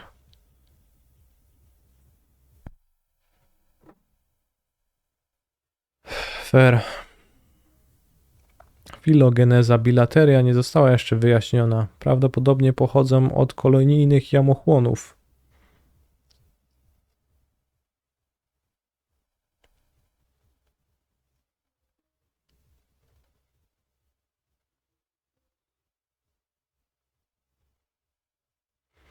Poprzez organizmy, u których pojawił się pseudocel.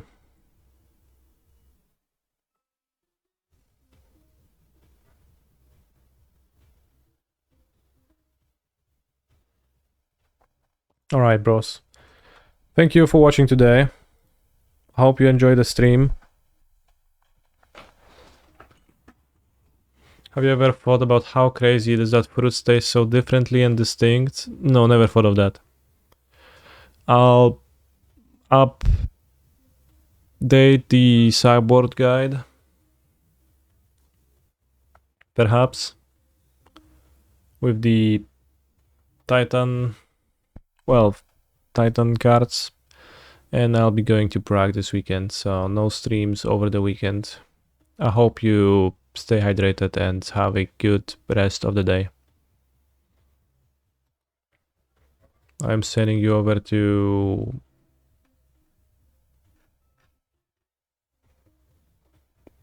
I don't know, standard ladder testing for the Pro Tour, Gab Nassif. Lotus Prelims soon. Rushed MTG. That sounds good.